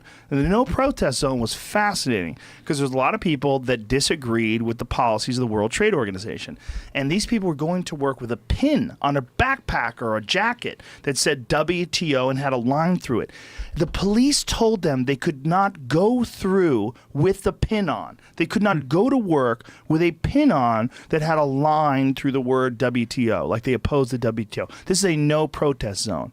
Wow. That's Alex Jones showed that. Yeah. So as wacky as he might be about alien babies that are coming from another dimension that are here to steal your soul and make you vote libertarian. Like he might be wrong about a lot of shit, but he's got the balls to expose a lot of crazy shit that people didn't talk about. Yeah.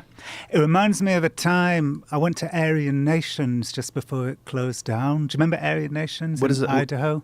Oh, they had that was like near Boise, right? Yeah, they had like Coeur some crazy d'Alene. camp. Oh, Coeur d'Alene, that's Coeur right. d'Alene. Which is gorgeous. It's crazy. Yeah. That's that crazy lake up there they have, right? Yes. Beautiful. So I was making a documentary about Randy Weaver, about Ruby Ridge. And I was spending a lot of time with Randy's daughter, Rachel, who I liked a lot. Anyway, like part of the reason why the whole Ruby Ridge escalation happened was because Randy Weaver had gone to...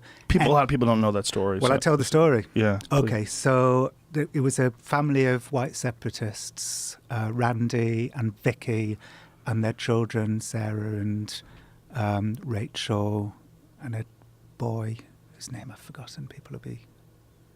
It'll come to me. Anyway, so they moved to Idaho. Early conspiracy theorists. They moved to Idaho to a cabin on top of a hill, at a place called Ruby Creek.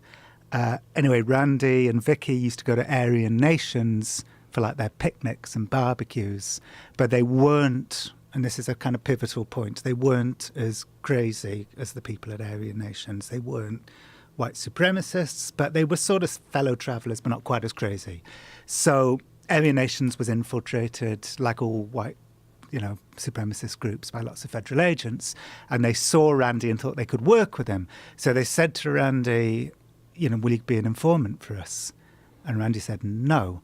So then they sent in this guy and asked Randy to saw off a shotgun a quarter of an inch below the legal limit.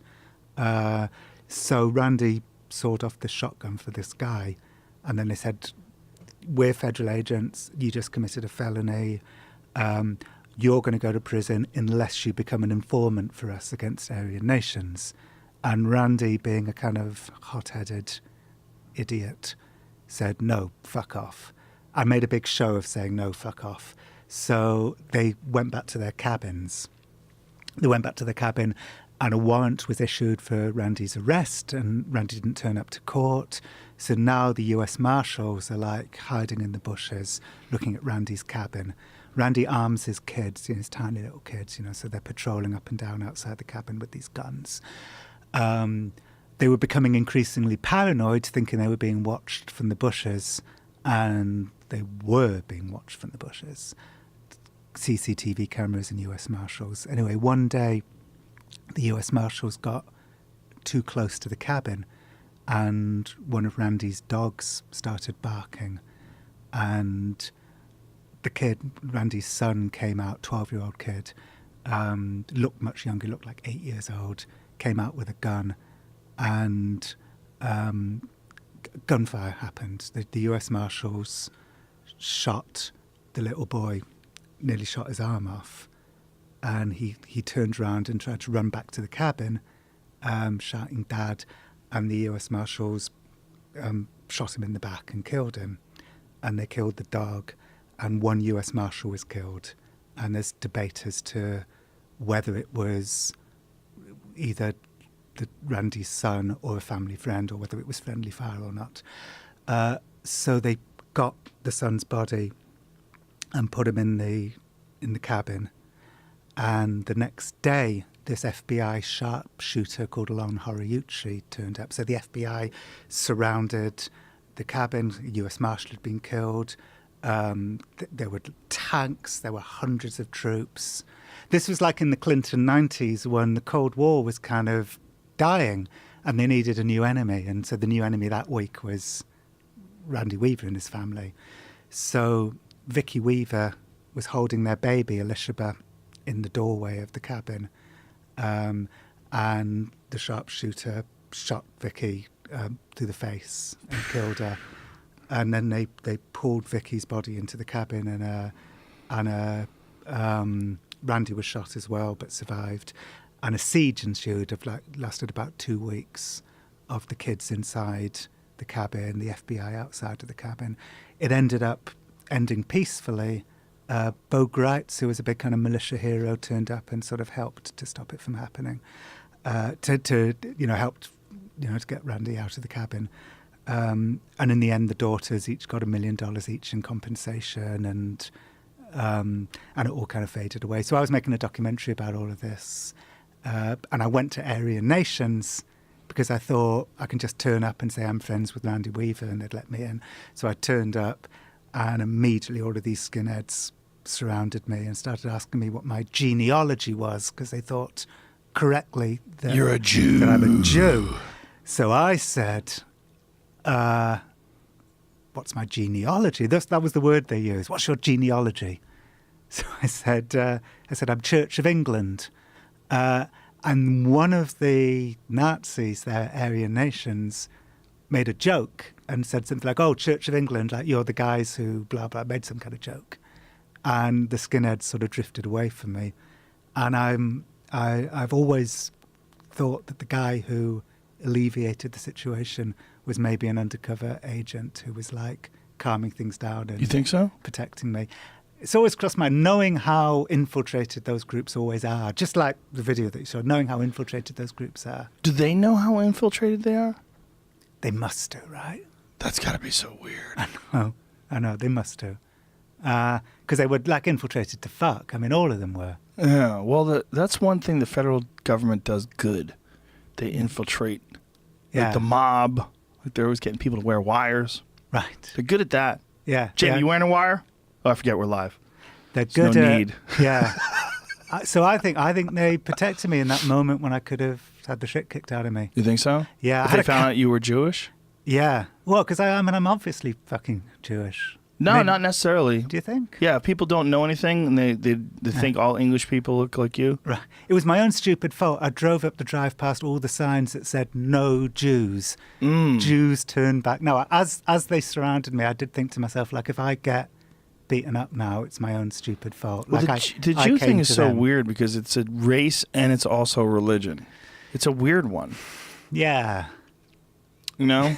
So It's I went- weird, right? Yeah. Because you're European, but you're also Jewish, but which is a religion. Yeah. So if you're a European atheist, are you Well- still a Jew? Yeah. Well, I mean, I am, basically. I remember when I was All actually right. when I was with Omar Bakri, the Islamic fundamentalist, and he outed me as a Jew at his jihad training camp. You did? Yes. Son of a bitch. In a place called Crawley, which is near Gatwick Airport. How rude. He said to me, look at me with the infidel John, who is a Jew. And they all went, and Wow. I said, surely it's better to be a Jew than an atheist. And I heard someone in the crowd go, no, it isn't.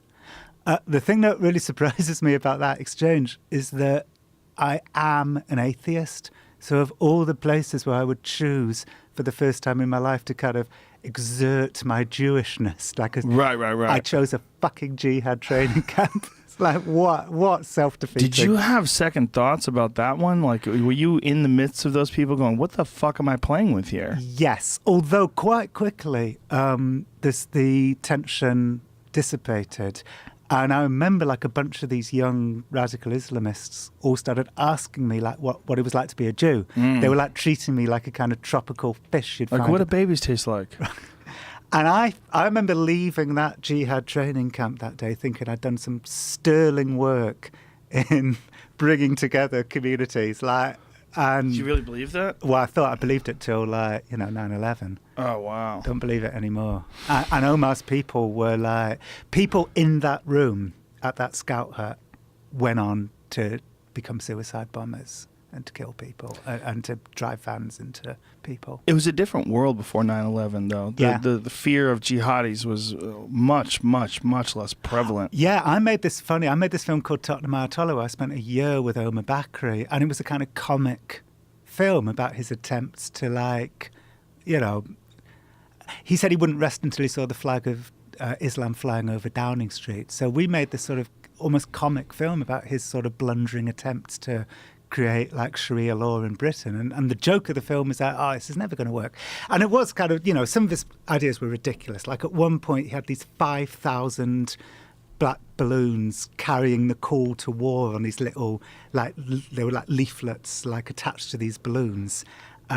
with like slogans like Islam is the future of Britain, and they were going to like fly over London and like land wherever, but they hadn't properly calculated like the weight ratio. So all these fucking balloons, they like let them off and they all just like stayed on the floor. So all year they were like failing at doing everything.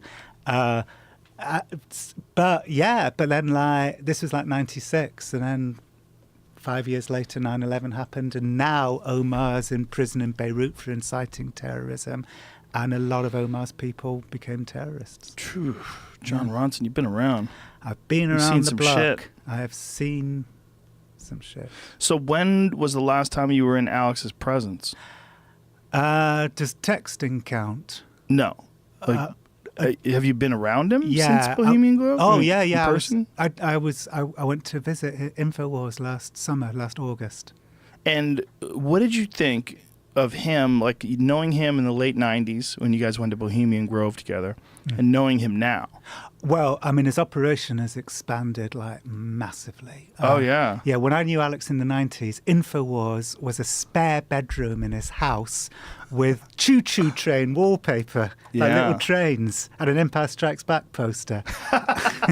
And it was Alex, Mike Hansen, Alex's girlfriend. They always called her Violet, but her real name's Kelly. I said to her, because I went to the custody hearing for a couple of days. Oh, so I saw him then. I went to the custody hearing because I was just curious. Right. And I said to her, like, the last time I saw the two of you, you were like kissing and telling each other how much you loved each other. And then like 16 years passes and it's the worst like divorce that Texas has ever known.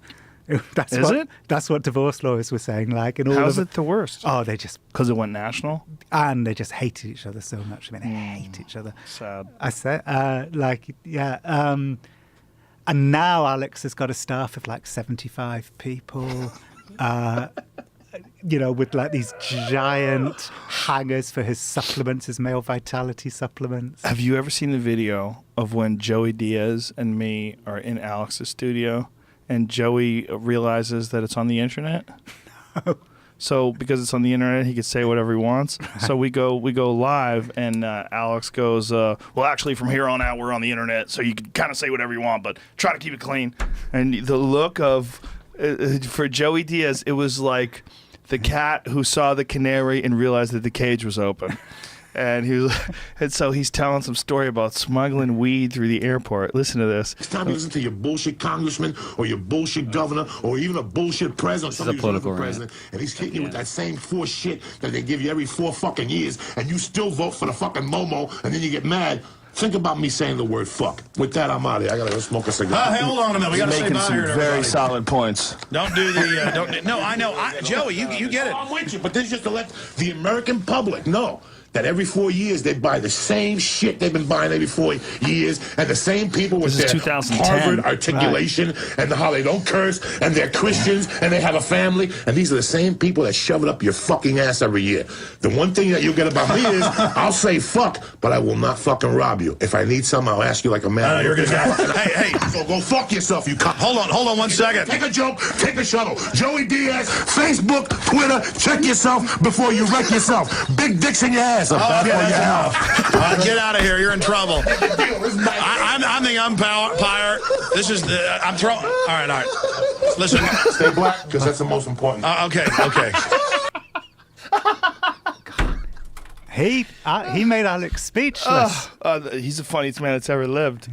Do you think Alex regrets all of this? No! Alex is great. I have a good time with Alex. I'm telling you. No, when I say all of this, I mean, do you think Alex regrets the fact that that the spotlight is on him in a kind of unprecedented way? No. Do you think he doesn't? No. You don't think a part of him is like stressed out by What? this?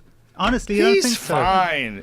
I've never met a guy in my life that has more Teflon when it comes to stress. Like, well, I've been kind of stressed out lately, but I go to the gym and feel fine. Had a cheeseburger. Probably shouldn't have had that shit.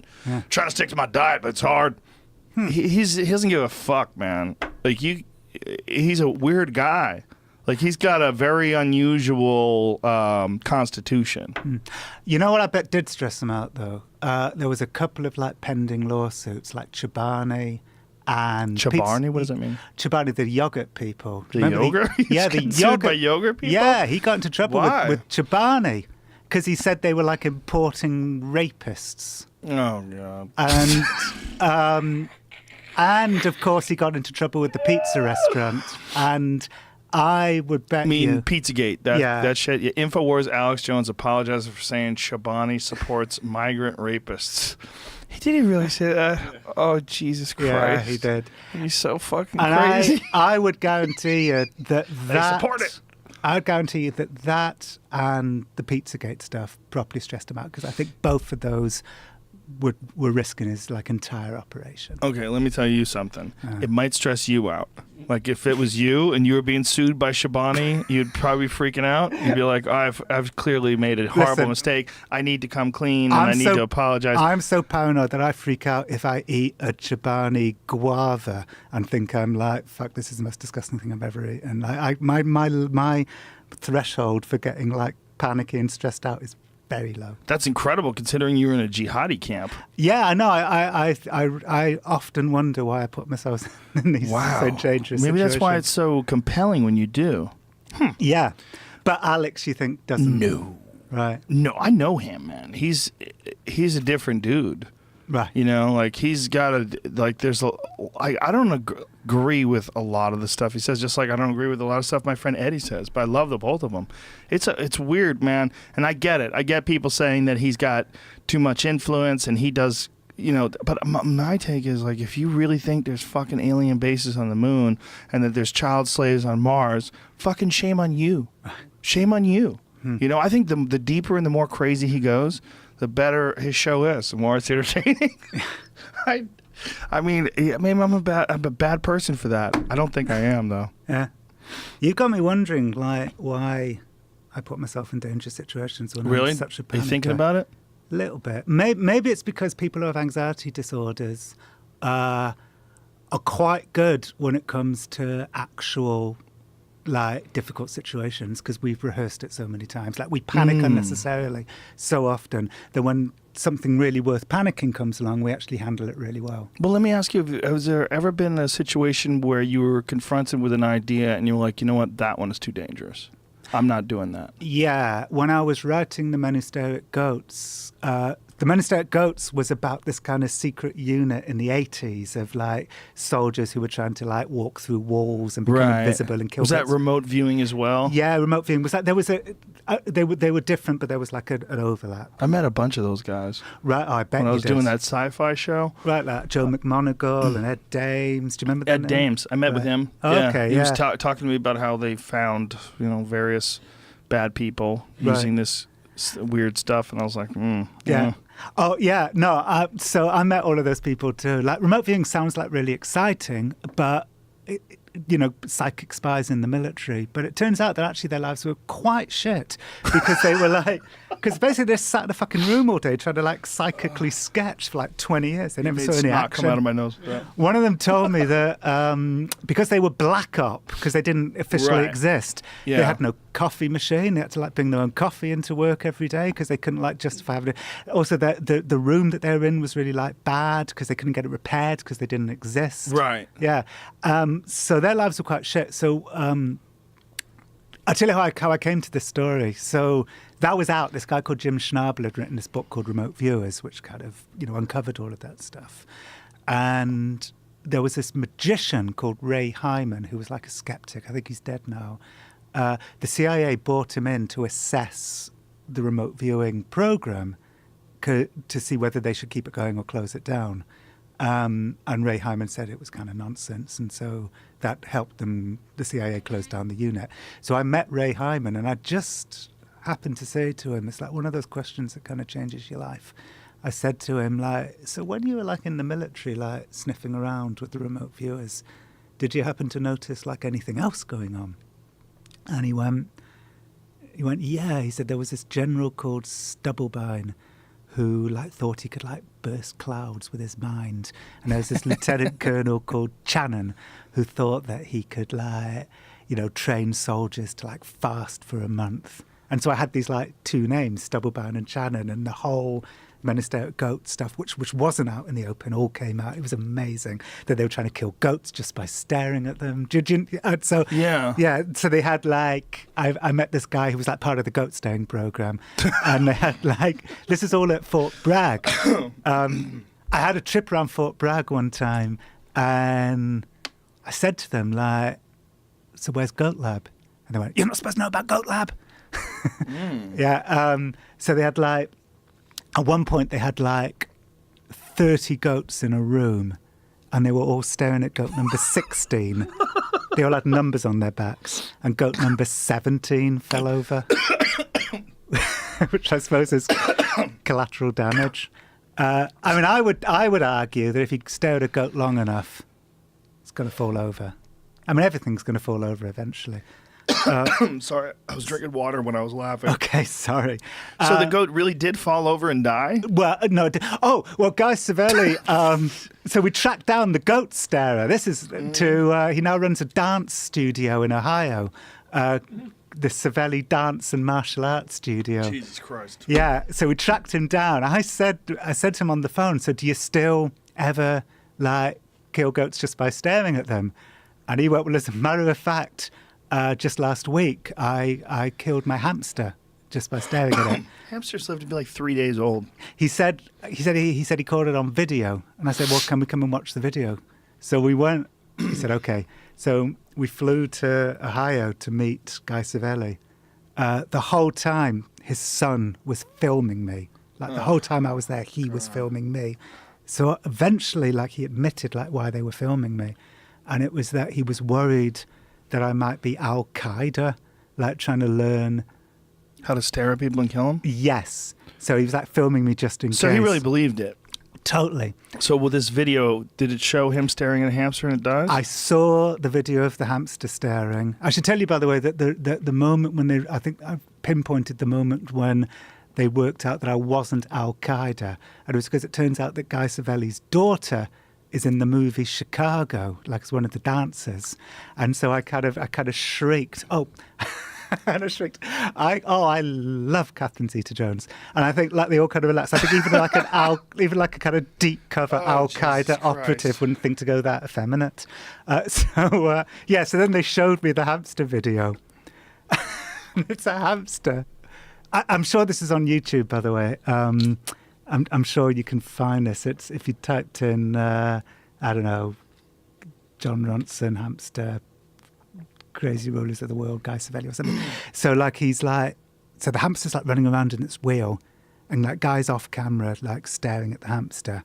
And then finally the hamster gets off the wheel, and it's like all the sawdust. And then the hamster like drops, like stops moving, drops down and stops moving amid the sawdust. So I'm like, whoa.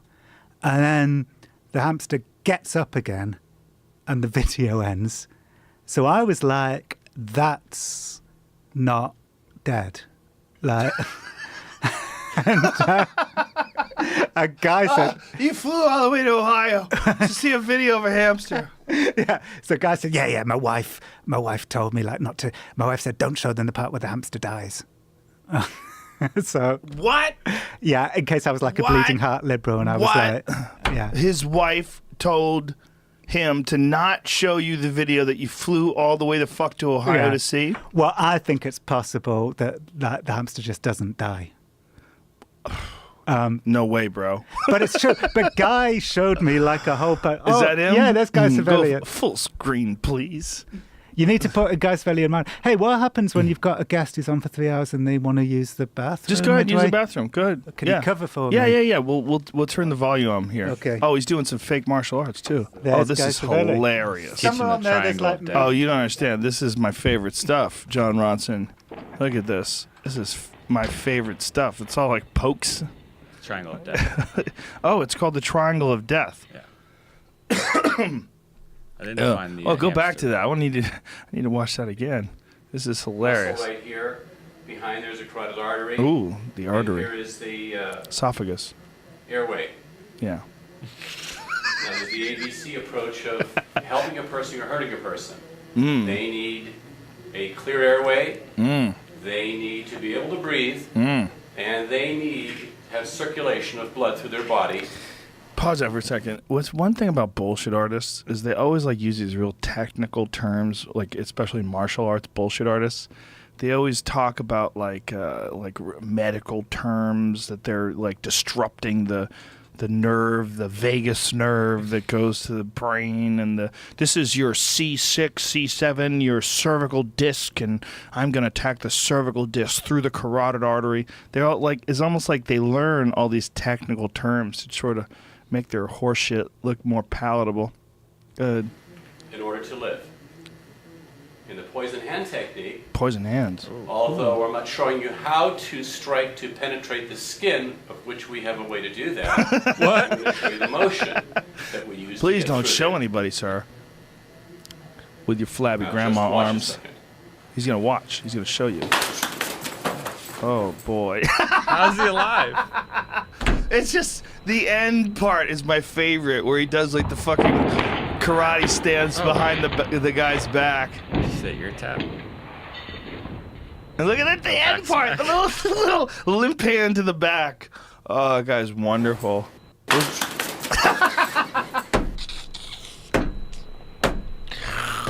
I don't know why, man. I don't know why, but this stuff gives me so much pleasure. I enjoy fake martial arts videos more than almost anything. Almost as much as Hold This Beer, the Twitter account that every 2 days I have to retweet one because I find a good new one. I don't know why. Oh, he's got new stuff. Oh, what's he gonna do? Mind development. Oh, mind development. striking Let me see techniques. this. Let me see this. The guy's coming close. He's touching him. He's about to touch him. What the fuck? What the fuck was that?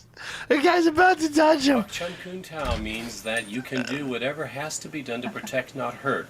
You're This gonna is hear the this. first real Is that the exercise Demat? towards Is that the that Death goal. Touch? No, he's got this. Hold on, Right. play that back. Play that back. Development of the mind. So you know the shit better than me, right? Oh, yeah, I this is- certainly do. This is your bread and butter. This is, well, Pak Chun Kun Tao this is means something that I've you been can doing do more than whatever I've been has doing to be anything in my whole done to life. not hurt. This is the first real exercise towards that goal. You gotta see this. It's so fucking stupid. So he's Oh, the goat. gonna- He's the goat star from the Minister of Oh, Goats. he's just gonna punch a watermelon. Right. Oh, you're crazy, bro. Solid watermelon. Oh, it's solid? Oh, no way. That's impenetrable. That's basically a brick wall. His fingers. He's gonna use his fingers. 1, 2. Oh, I broke his hand, son. Great. You broke your hand, kid. He's the first guy who told me about the Dim Mak, the Death Touch. He went right through that watermelon, bro. I would let that guy do that to me. I'd be like, okay, fuck the watermelon, dude. Let me tighten up my Oh stomach. yeah, Oh, I've what's seen he gonna these. do? I've seen this stuff. This is guy doing military stuff, right? This is deep. Well, this is Minister. it's not Goat really stuff right military, here. but he's wearing a military outfit. Oh really? I do know that guy like went to Fort Bragg and did the goat stuff. Like he showed me documentation. that See this proves right it. here? Listen, man, I used to do this. Look at that's so stupid. That guy, he picked his leg up when he's doing it. Oh, this is hilarious. This guy's gonna do it with his fingertips. Hi-ya! My hand right through. Here's the thing. When I was a kid, like real young, we used to do these demonstrations when I was like 15. Right. When we would open up a new school, we'd do these demonstrations, and it was the only time we ever broke boards. Right. We fucking never broke Because boards. it's really easy to do and Yes! it looks harder than it is. A bit like Yes. walking on hot coals, right? But it's way easier than walking on hot coals. Right. Because those things, first of all, the way they're cut is with the the grain is it's going in a manner. What's the way we describe it? It's like if you're holding something up. The grain is actually going in the way that you want it to break. So you're breaking it with the grain. You literally can do it with your fingers. Like you could take, and those are thin pieces of wood too. You could take this piece of, if this pad was a wood, you would just go like this with 2 fingers, just go snap, and it would break. Right. Breaks like nothing. I was 15, and we would do these karate kicks and punches and stuff, and they always broke. They always broke. So what They're is it- so easy to break. So here's a question, and what does it say about like special forces at Fort Bragg that they would bring guy in to They do did. these. They brought that guy in. Well, I mean, it wasn't like I don't believe it was like sanction from the very top, but he certainly went to Fort Bragg and stared at goats. He stared at goats at Fort Bragg. Well, they probably just grabbed whatever dummies they could find. Like, get some dude who's willing to stare at a goat. Like, there's a lot of people, though. Here's one thing that is a fact. There's a lot of people, particularly in the 80s and the 90s, before the Ultimate Fighting Championship came around, there was a lot of fake martial arts out there. A lot. I know people that were teaching fake martial arts that got into the military, that got into the police. Right. I knew the guy who was deep in the police force, and he had fake martial arts. Like, his martial arts were fucking completely useless. And it tallies with the like US military credo of like thinking out of the box. Like, if we don't try this stuff, nobody else will try this stuff. What is going on here? They're blurring. Look at how easy it is to break that. His special forces. Oh, the ops training. special ops. Okay, so yeah, there you go. And they were killing goats. Kun Well, Tao. I I've mean, never even heard of that one. Kun Yeah, that's Tao. Guy Savelli's thing. But then General Stubblebine. General Stubblebine, who I'm sure would have been a fan of this show because he was a big fan of Alex's and so on. So he was like head of army intelligence. He had 16,000 soldiers under his command, and he like totally believed in all of this stuff. He believed in that stuff? Oh, yeah. What that guy was doing? General Stubblebine would, when he was head of army intelligence in Arlington, would try and walk through his wall. Because he told me one time, he said, what is the atom mostly made up of? Space. What is the wall mostly made up of? Atoms. I mean, to me, the key word in this is Mostly. Mostly, right? This is a big part of that, bro. So he would like stand up from behind his desk and basically run into his You wall. should have asked him, what's an atom bomb made of? You fucking idiot. He said, Let me show you a video. Yeah. He said he would he'd bruise his nose trying to walk through his wall. He said, fortunately, he was going through a messy divorce at the time. So like other people in his office just assumed it was His wife beat him up? Yeah, his wife beat him up. But in fact, he was trying to She's probably, I gotta get away from this wall walking asshole. he was trying to merge the spaces between his atoms and the wall's atoms, but he just kept pumping his nose. Yeah, Good God. this was fun. This is my couple of years. When I did that sci-fi show, we did a whole segment on remote viewing, and we actually had a guy who claimed to be a successful remote viewer, and we set up this location and asked him, me and DJ Grothy, Oh yeah. who's a skeptic, Yeah. very nice guy, and DJ was just as accurate, just guessing, Right. as this guy was. Yeah. I think actually, now that I think about it, I think DJ was more accurate. You know the kind of dark secret of the remote viewing world. I mean, you can't sort of totally blame the remote viewers for this, but so the remote viewing unit at Fort Meade got declassified and shut down. So a lot of these remote viewers then set up their own training centres, including Ed Dames in, I don't know, maybe in Vegas, somewhere not far from here. So Ed Dames had this student called Magneto. what was his name? There was a woman called Courtney, and then there was this other student. I've forgotten her names. Anyway, but they would then... So Ed Dames taught them remote viewing, these two people, who would then go on the Art Bell show, and they became regular guests on the Art Bell show. And they're the ones, these two of Ed Dames' students, they're the ones who basically announced on the Art Bell show that the Hale-Bopp comet had a companion object in its tail. They'd remote viewed the Hale-Bopp comet that was about to pass over the Earth, had a companion object in its tail. And listening to the Art Bell show was the Heaven's Gate group. So they decided that was the spaceship they were waiting for. Yes, so they all killed themselves to get on the spaceship. Wow. Prudence Calabrese and another guy whose name I forgot. Good Lord. Yeah, so that's a sort of weird butterfly effect. That's hilarious. Yeah.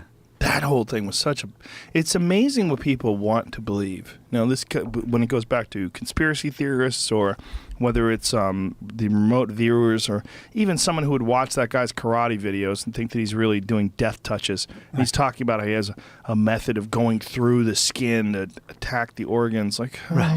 Oh yeah, he told me all of that stuff. He showed me a photograph of Well, actually, he accidentally showed me a photograph of him karate chopping a goat at Fort Bragg. Oh, He said, "Oh, you no. weren't supposed to see that one." Yeah, he did the death touch on a goat. Mm.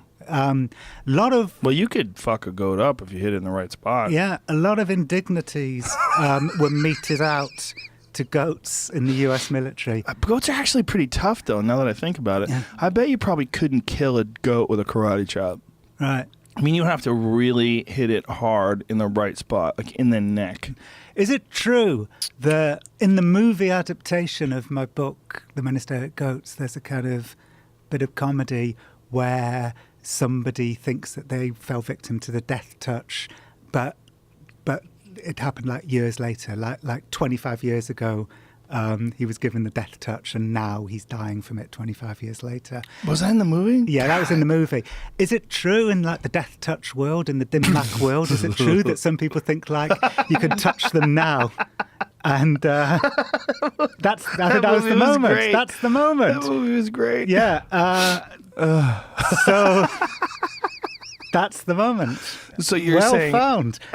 So is it true in the death touch world that people think you can do the dim mak on someone and they die years later of seemingly natural causes? I'm sure that someone believes that, for Right. sure. Yeah. Right.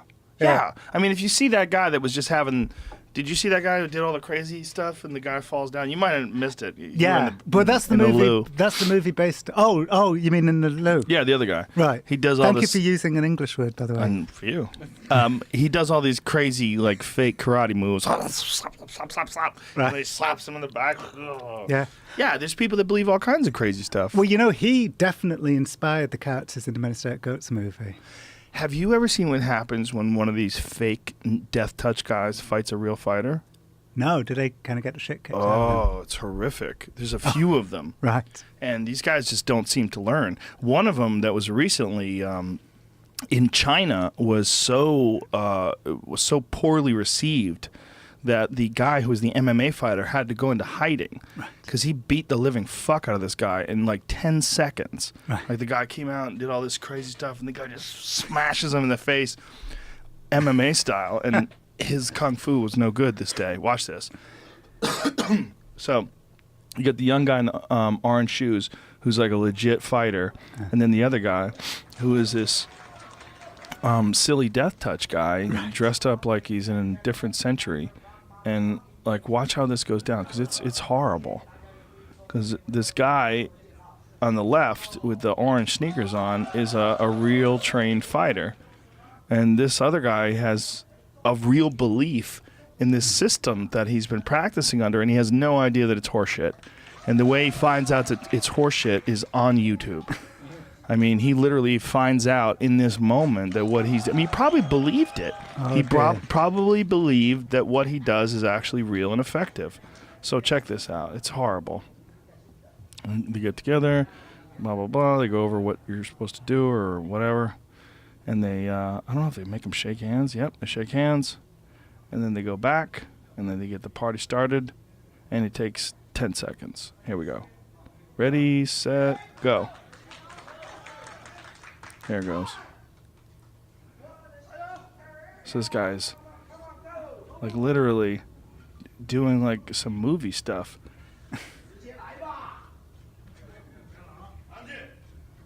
And the boom, the MMA guy just starts teeing off. Boom, boom, boom, boom, boom, boom, boom. And that's a wrap. It's horrible. Oh. I mean, it literally lasts... Once he engages them in the last 10 seconds. But that's because one of them is doing an actual martial art and the other guy is practicing nonsense. And he's probably practiced that nonsense his whole life. And he thought it was real. There's another one where there's an old man, and that's even harder to watch because this old man gets kicked in the face and you just go, oh, Jesus Christ, like, save this guy. This is horrible. And he looks like legitimately, like, let's watch what he does. Back it up to the beginning. So he bet $5,000. Check this out. Like, look what he thinks he can do.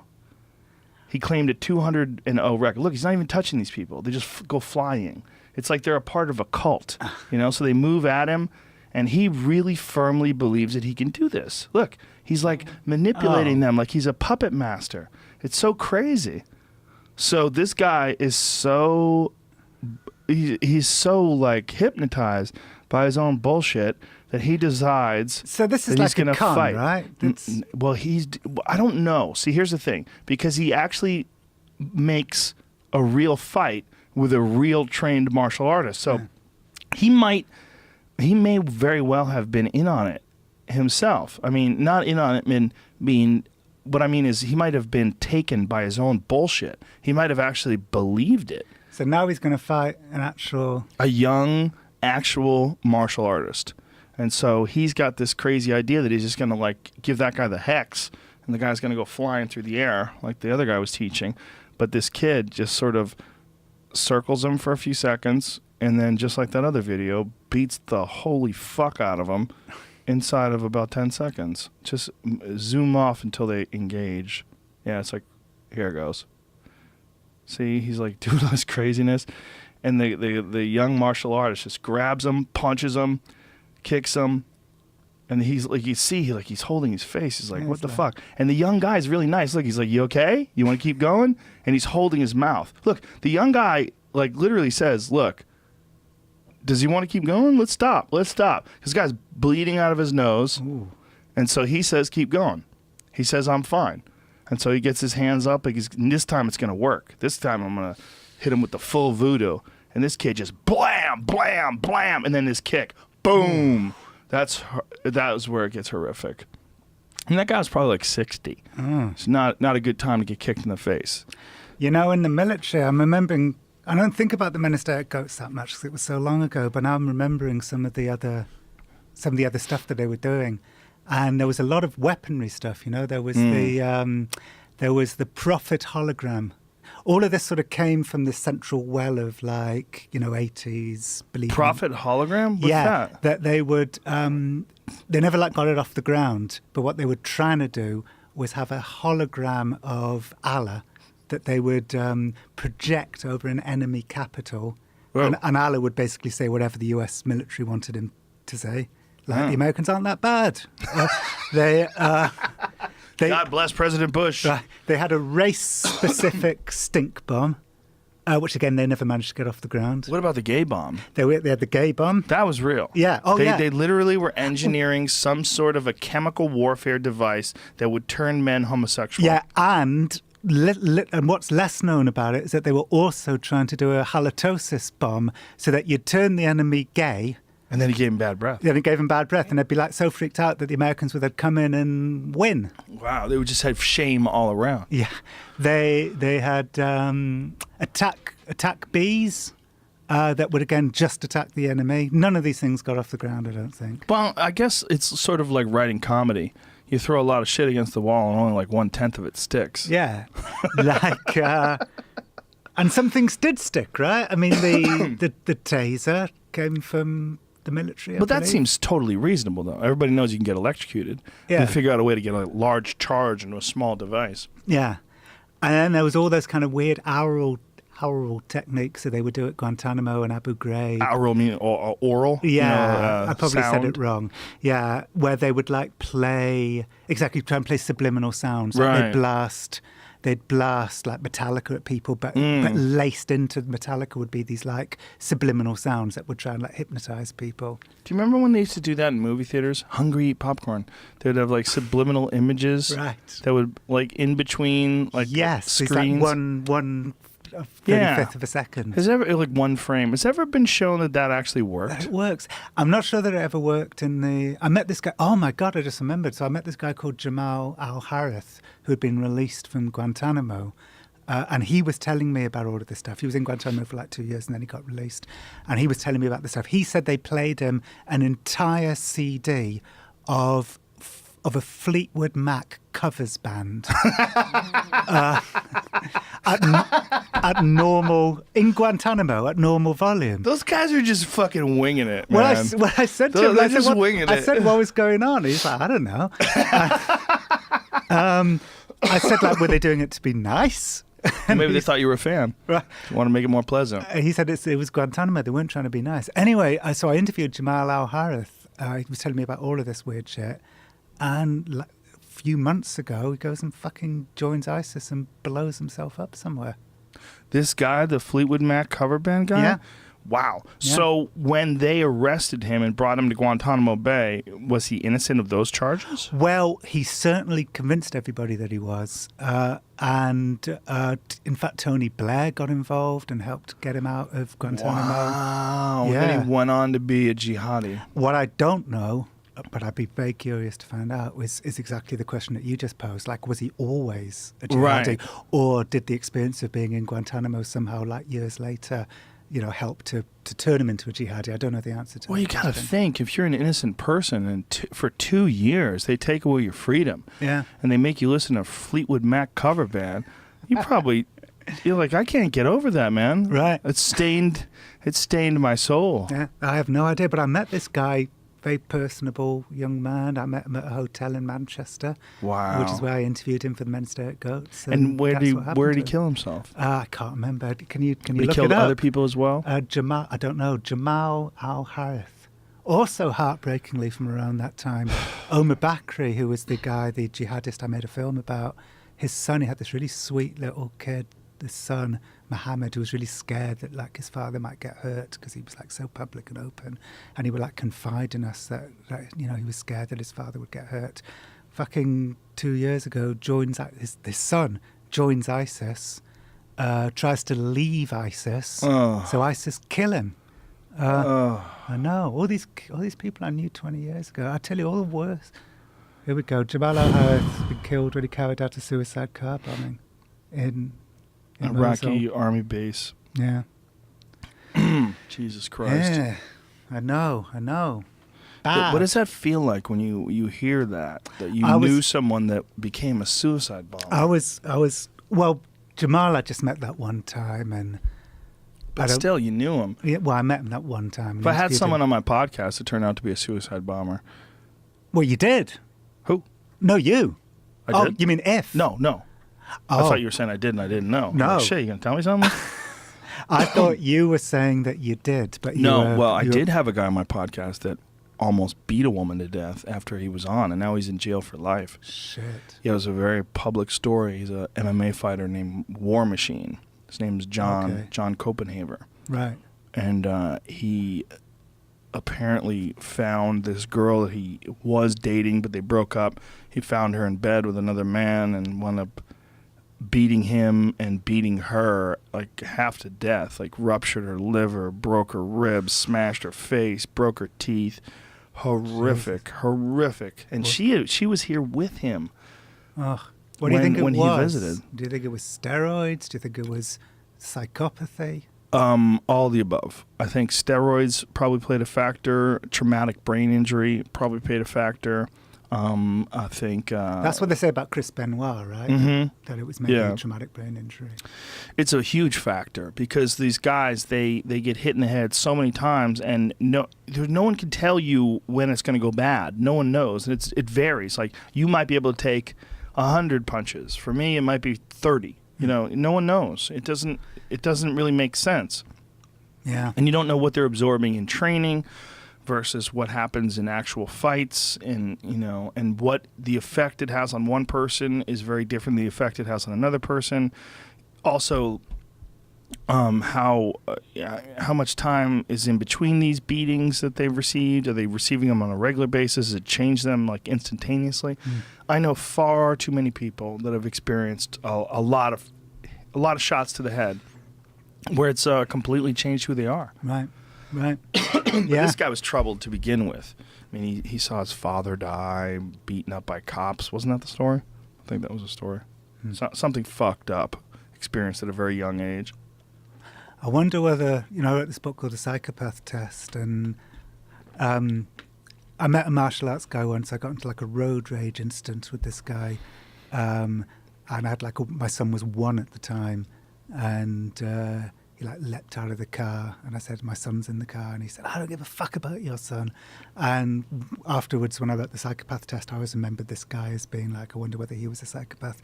I wonder whether, like, given that one of the items on the psychopath checklist is like grandiose sense of self-worth, I wonder whether the mixed martial artist world, given that, whether it sort of attracts psychopaths. Well, it certainly attracts people that aren't opposed to violence, right? Because they're engaging in violence. And it also attracts people that are just like they might have been BMX riders or skateboarders or skydivers. They love the extreme danger aspect of it. They're thrill seekers. And the way I described mixed martial arts is high-level problem solving with dire physical consequences. Right. And that's really essentially what it is. And these guys are attracted to these extreme experiences. So some of them are very pleasant people. Some of them are very nice. Like for instance, Mighty Mouse is probably the best pound-for-pound fighter ever. If you met him, you would never know he's the best fighter in the world. He's the sweetest guy. He's so normal, very articulate, easy to talk to. Doesn't get hit a lot either, though. He's so slick and smart, and the way he fights is so clever. But some of them get hit a lot. And, now that we're knowing more and more, essentially every day, about the effects of traumatic brain injuries and concussions, and you're seeing more and more of these stories of football players doing crazy things. And I'm sure you saw that recent study where they tested 111 football players, and they found 110 of them had traumatic brain injuries. Wow. Well, I know that's what they said about Chris Benoit. Maybe that's why he... Oh, yeah, for sure. Those guys get it, for sure. And people will say, well, that's fake wrestling. Listen, man, there's nothing fake about what those guys go through. They might be choreographed. They might have a bunch of things that they're doing, but these guys are body slamming each other and throwing each other through the air and landing on each other and hitting each other with elbows. That is 100% real, and they suffer, and you have to be tough to do that. They are experiencing some severe pain. I remember his forensic exam. Chris Benoit's brain forensic exam, consistent with numerous brain injuries, CTE, which is found in all regions of his brain, chronic traumatic encephalopathy. I wrote a piece about Chris Benoit for The Guardian, and when it came out at 1 o'clock in the morning, the press officer for WWE phoned me up and yelled at me. Yelled at you? 1 in the morning. Because I said what? Like I tricked them into spending time backstage at WWE when I was only interested in Chris Benoit. Did you write did you go backstage before he killed people? No, it was afterwards. Oh. Yeah. You tricked them. I don't think I tricked them. How the fuck could they think that you were going to put a positive spin on someone murdering their family? Exactly. I mean, I think they thought I was going to put less emphasis on Chris Benoit and more emphasis on, the nice things about wrestling. No, Jesus Christ. But they knew you were going to put some emphasis on it, right? Yeah. Well, I was asking lots of questions, so they must have known. Yeah. Yeah. Speaking of nice people, by the way, my porn people. Okay. It was probably the loveliest year of my working life, hanging out with the porn people. Yeah, they were delightful. Did you feel like you could have got all that work done, maybe, I don't know, a couple days? Why'd you why you following around we did for a whole lot year? of digging. Well, I wanted to, a lot of digging. It sounded like dicking with your accent, didn't it? We did a lot of dicking. I didn't know dicking. I'm sure. Let me explain yourself. I'm just joking. No, it was tracing the butterfly effect of Fabian's business plan on their world. It was such a kind of interesting exercise, to try and work out what's the furthest ripple I could find. So Fabian has this idea about giving the world free porn, and then that leads to that, and that leads to that, and that leads to that, and what's the furthest I could find, the furthest consequence. And it was such a sort of fun exercise, coupled with the fact that being around porn people was a little bit like being at a Broadway show backstage, these theatre people. So coupled with all of that and the fact that I was in LA and I got to hang out in LA, it was a really fun year. Can I tell you, by the way, one of the strangest consequences that I came across? So this, pretty much every child in the world gets to learn about sex through Pornhub these days. Pornhub is sex education for every 12-year-old. I'm sure. Yeah. Because their parents probably don't get around to talking about it in time. Exactly. It's I think when we were growing up, maybe, 14 was probably maybe about the age that we started seeing ripped out pages of Playboy and Yeah. bridges and so on. For me, it was 12. We'd find them in the woods. Okay. And I have a whole bit on it in my act. Yeah. That's about finding perversion. Right. Like this true story. I literally didn't know about perversion until I found a fucked up magazine in the woods. Right. What was the magazine? It was like I think it was called Foot Action or something like that. Right. It was very strange. But here's what's weird. That kids today, if you give them a phone, like, I mean, what age do kids get a phone? Like some kids get a phone at like 10 Yeah. or 9.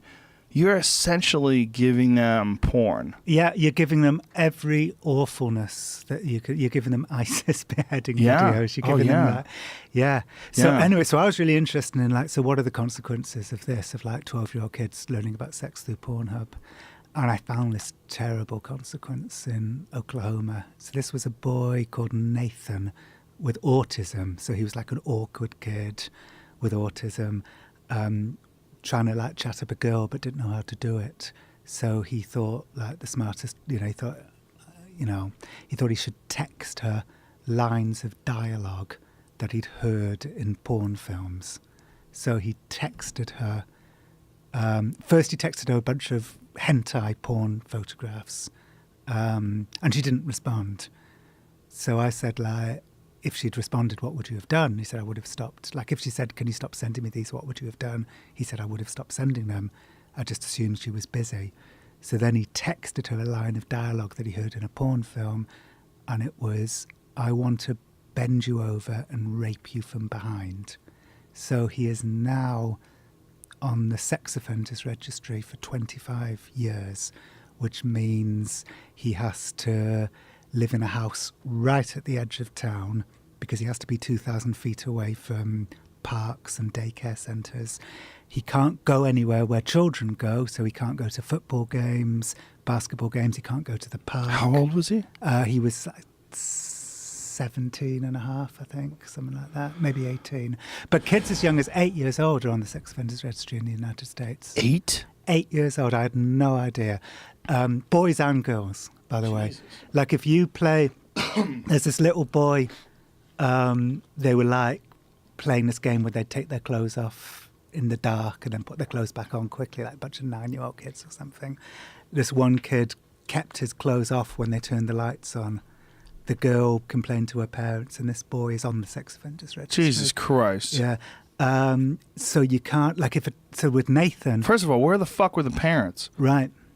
Unsurprisingly, it's like, I think this kid was a foster kid. So there's already like the sort of Stigma attached to him. Yeah, the shadow of stigma. Oh. Nathan's a kid with autism. So I said to this woman who like defends children on the sex offenders registry, I said to her like, so, why doesn't the judge just say this is ridiculous and throw it out of court? And she said, there's this kind of prevailing view that it's better to protect, it's better to err on the side of caution. But also there's this prevailing view that if a kid starts acting sexually weird at the age of 10, that's a kind of precursor for them being sexually weird when they're an adult. Maybe. But maybe not. Yeah, exactly. I mean, I'm sure it's true in certain cases, but I'm sure it's not true But the in many consequences cases. of sentencing a kid like that are so extreme. Like, you should probably have a real understanding of what's going on with the kid. Yeah. And if he's autistic and he doesn't know what the fuck to do and he's confused and he... Yeah. Well, Nathan, so he read me like his book. He needs to like fill out this sex offenders book like at therapy.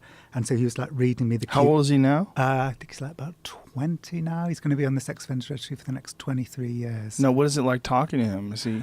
Well... Does he understand the consequences of what went down? Yeah. He says it's like being permanently grounded. He was reading me the questions and answers from the sex offenders book. So it's questions like, have you ever had a sexual situation in which urine or feces was involved? And his answer was like, no. And there were questions like, have you ever had sex with animals? And his question was like, no. And then the last question was, when was the last time that you had sex with somebody? And his answer was still a virgin. So Oh, my God. a virgin on the sex offenders registry.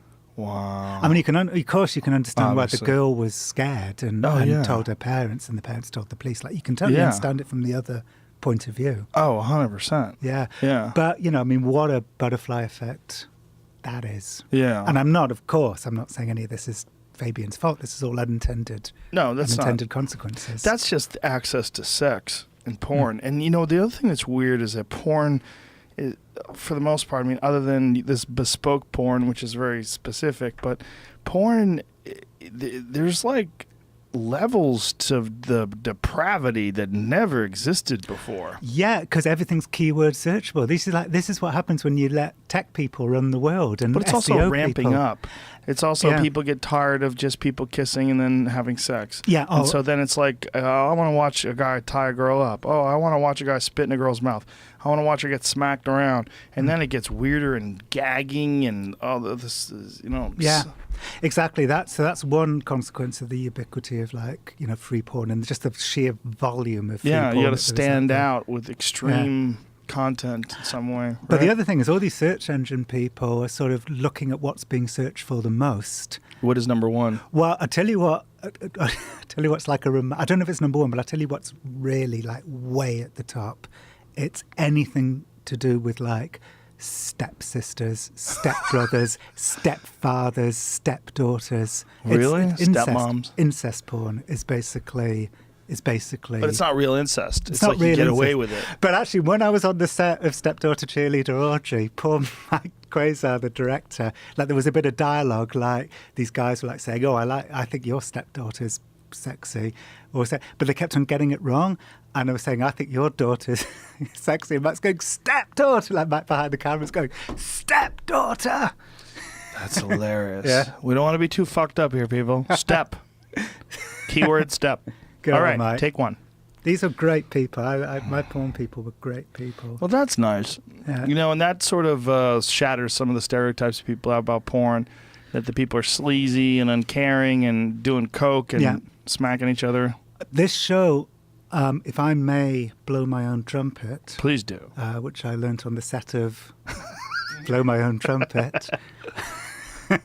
I did a little bit from the Butterfly Effect on stage at the Ace Hotel down in Los Angeles, and we invited a bunch of our porn people along, and they said to us afterwards, like, 25 years of being in porn, we were the first mainstream people to come along and not treat them as, like, you know, ingredients in our pre-existing ideology. So not pitying them or attacking them, just treating them on a level as a fellow human being. And isn't that kind of nuts that's rare in porn? Because we all feel the sort of society, as mainstream journalists, we feel these kind of societal pressures to in some way attack them. You know, they're to be pitied, they're to be hated, you know. Well, I think you also have to establish that your own, whether it's moral superiority or good taste, that you don't approve of this. You're not one of those people. Exactly, yeah. I'm not even a connoisseur of this work. Right, exactly. I made my excuses and left. Yeah. That was, you know, and that means, you know, because of our hypocrisy, they get exploited.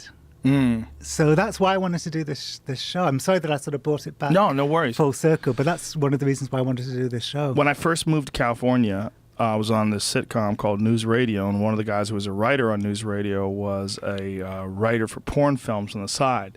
And what it was it didn't really pay much, but it gave him access to the girls and let him meet these girls. And he was kind of a nebbishy, sort of dorky guy.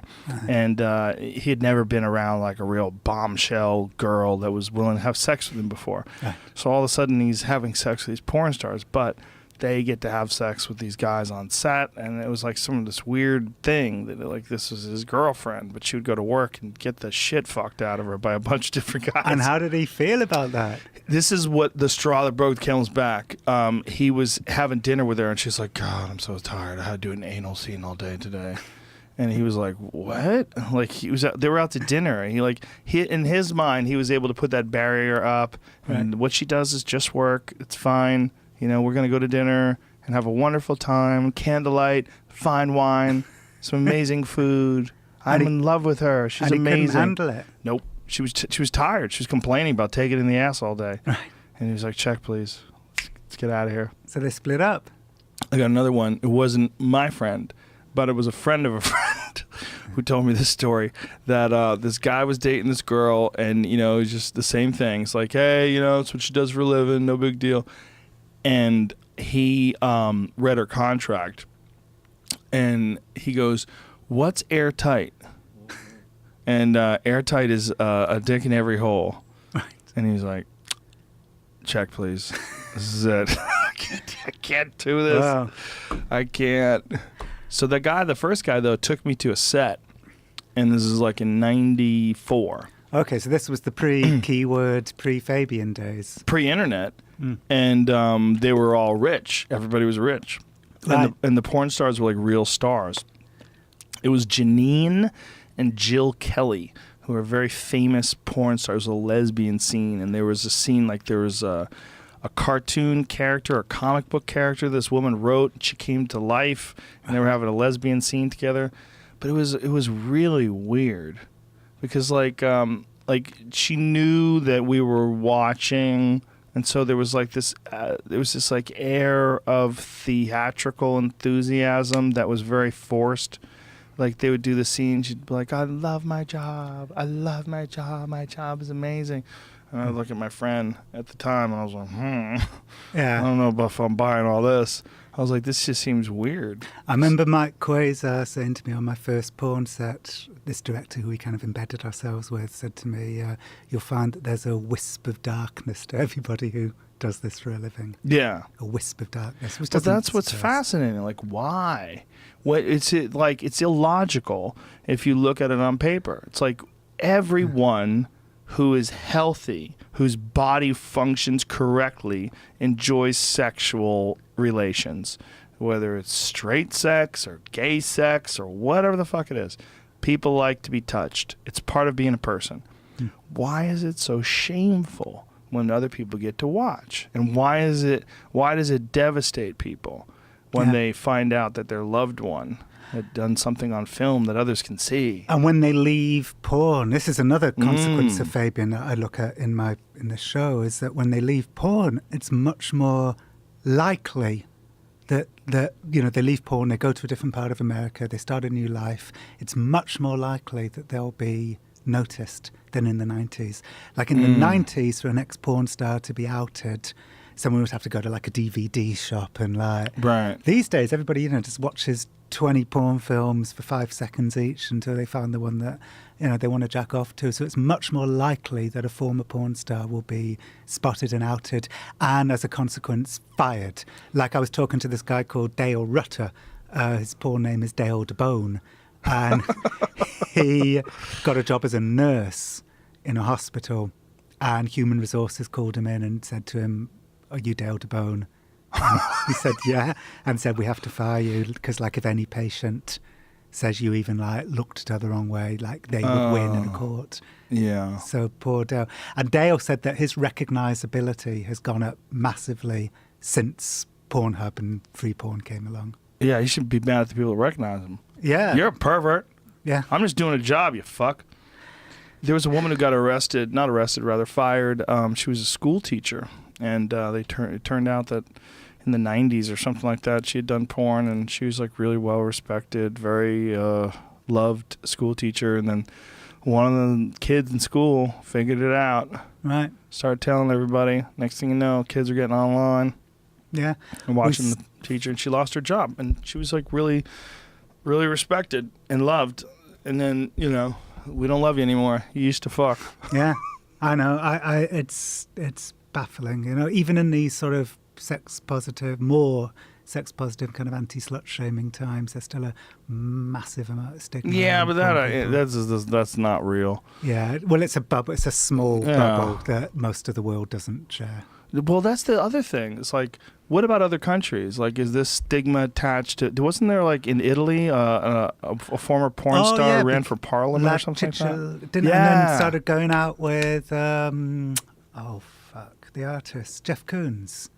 I don't know who he is. Oh, he's like a big, like, famous sort of pop artist. Oh, okay. And I think they were having a relationship. And yeah, Holla. she ran for Britain. There's still that stigma, I'm sure. But Yeah. yeah, no, Italy, they've got it. Italy doesn't sorted. give a fuck. They don't give a They're a fuck. little wild over there. Yeah. Yeah, I mean, I would wonder like what countries are the most accepting of former adult stars. Adult is my favorite term. Adult. Right. Like, you know, it's like urban. You know, like when you say urban, you just say black people. Jesus Christ. Adult. Say porn. Just say porn. Don't say the adult industry. Like, what do you mean? The industry of people who are grown up? Like, what are you saying? You gotta play stupid. Like, what? Adults? As opposed to what? The children industry? The fuck are you saying? Yeah. It's just a weird term. Well, I hope that our show, I hope the Butterfly Effect, because it's so just, it just shows them to be just, you know, just like the rest of us, ordinary, sweet, fucked up, nice, you know, mixtures of. And they are. They're Yeah. just people. I hope it will do its bit. Yeah. Do you think I should go now? Do you think you should go now? Have you said enough? What do you think? I think it was great. We had a great talk. This would be a good way to end it. I enjoyed it very much. I'm going to meet my family and I'll go up to Runyon and have a walk. Oh, that's a good place. Yes. You do that all the time? Yes. It's a good spot. I go to Runyon every day when I'm in Los Angeles. Oh, beautiful. Joe, it was such a pleasure. Always a talking to pleasure, you John. again. Let's do it again for sure. I would love to come. Thank you and do very it much. again. Thank you. Thank you. And tell people how they can find your stuff. Okay, so this new series is called The Butterfly Effect, and it's on Audible. Audible.com. I'm a big fan of Audible. I love /Butterfly. Audible. I also love Audible. They're amazing. There you go. Here's The Butterfly Effect. The biggest collection of audio entertainment on the entire Right. internet. And look at that star rating. Beautiful. Look at you, you Look savage. at that. So that's my new, and my Twitter thing is just at John Ronson and Jon Ronson. Yeah, and the other thing is I just co-wrote this movie called Oak Joe, which is on Netflix about a giant pig. Oh, okay. It's on Netflix. Beautiful. Yeah. Jon Ronson, ladies and gentlemen. Thank you, brother. Thank you. Yay.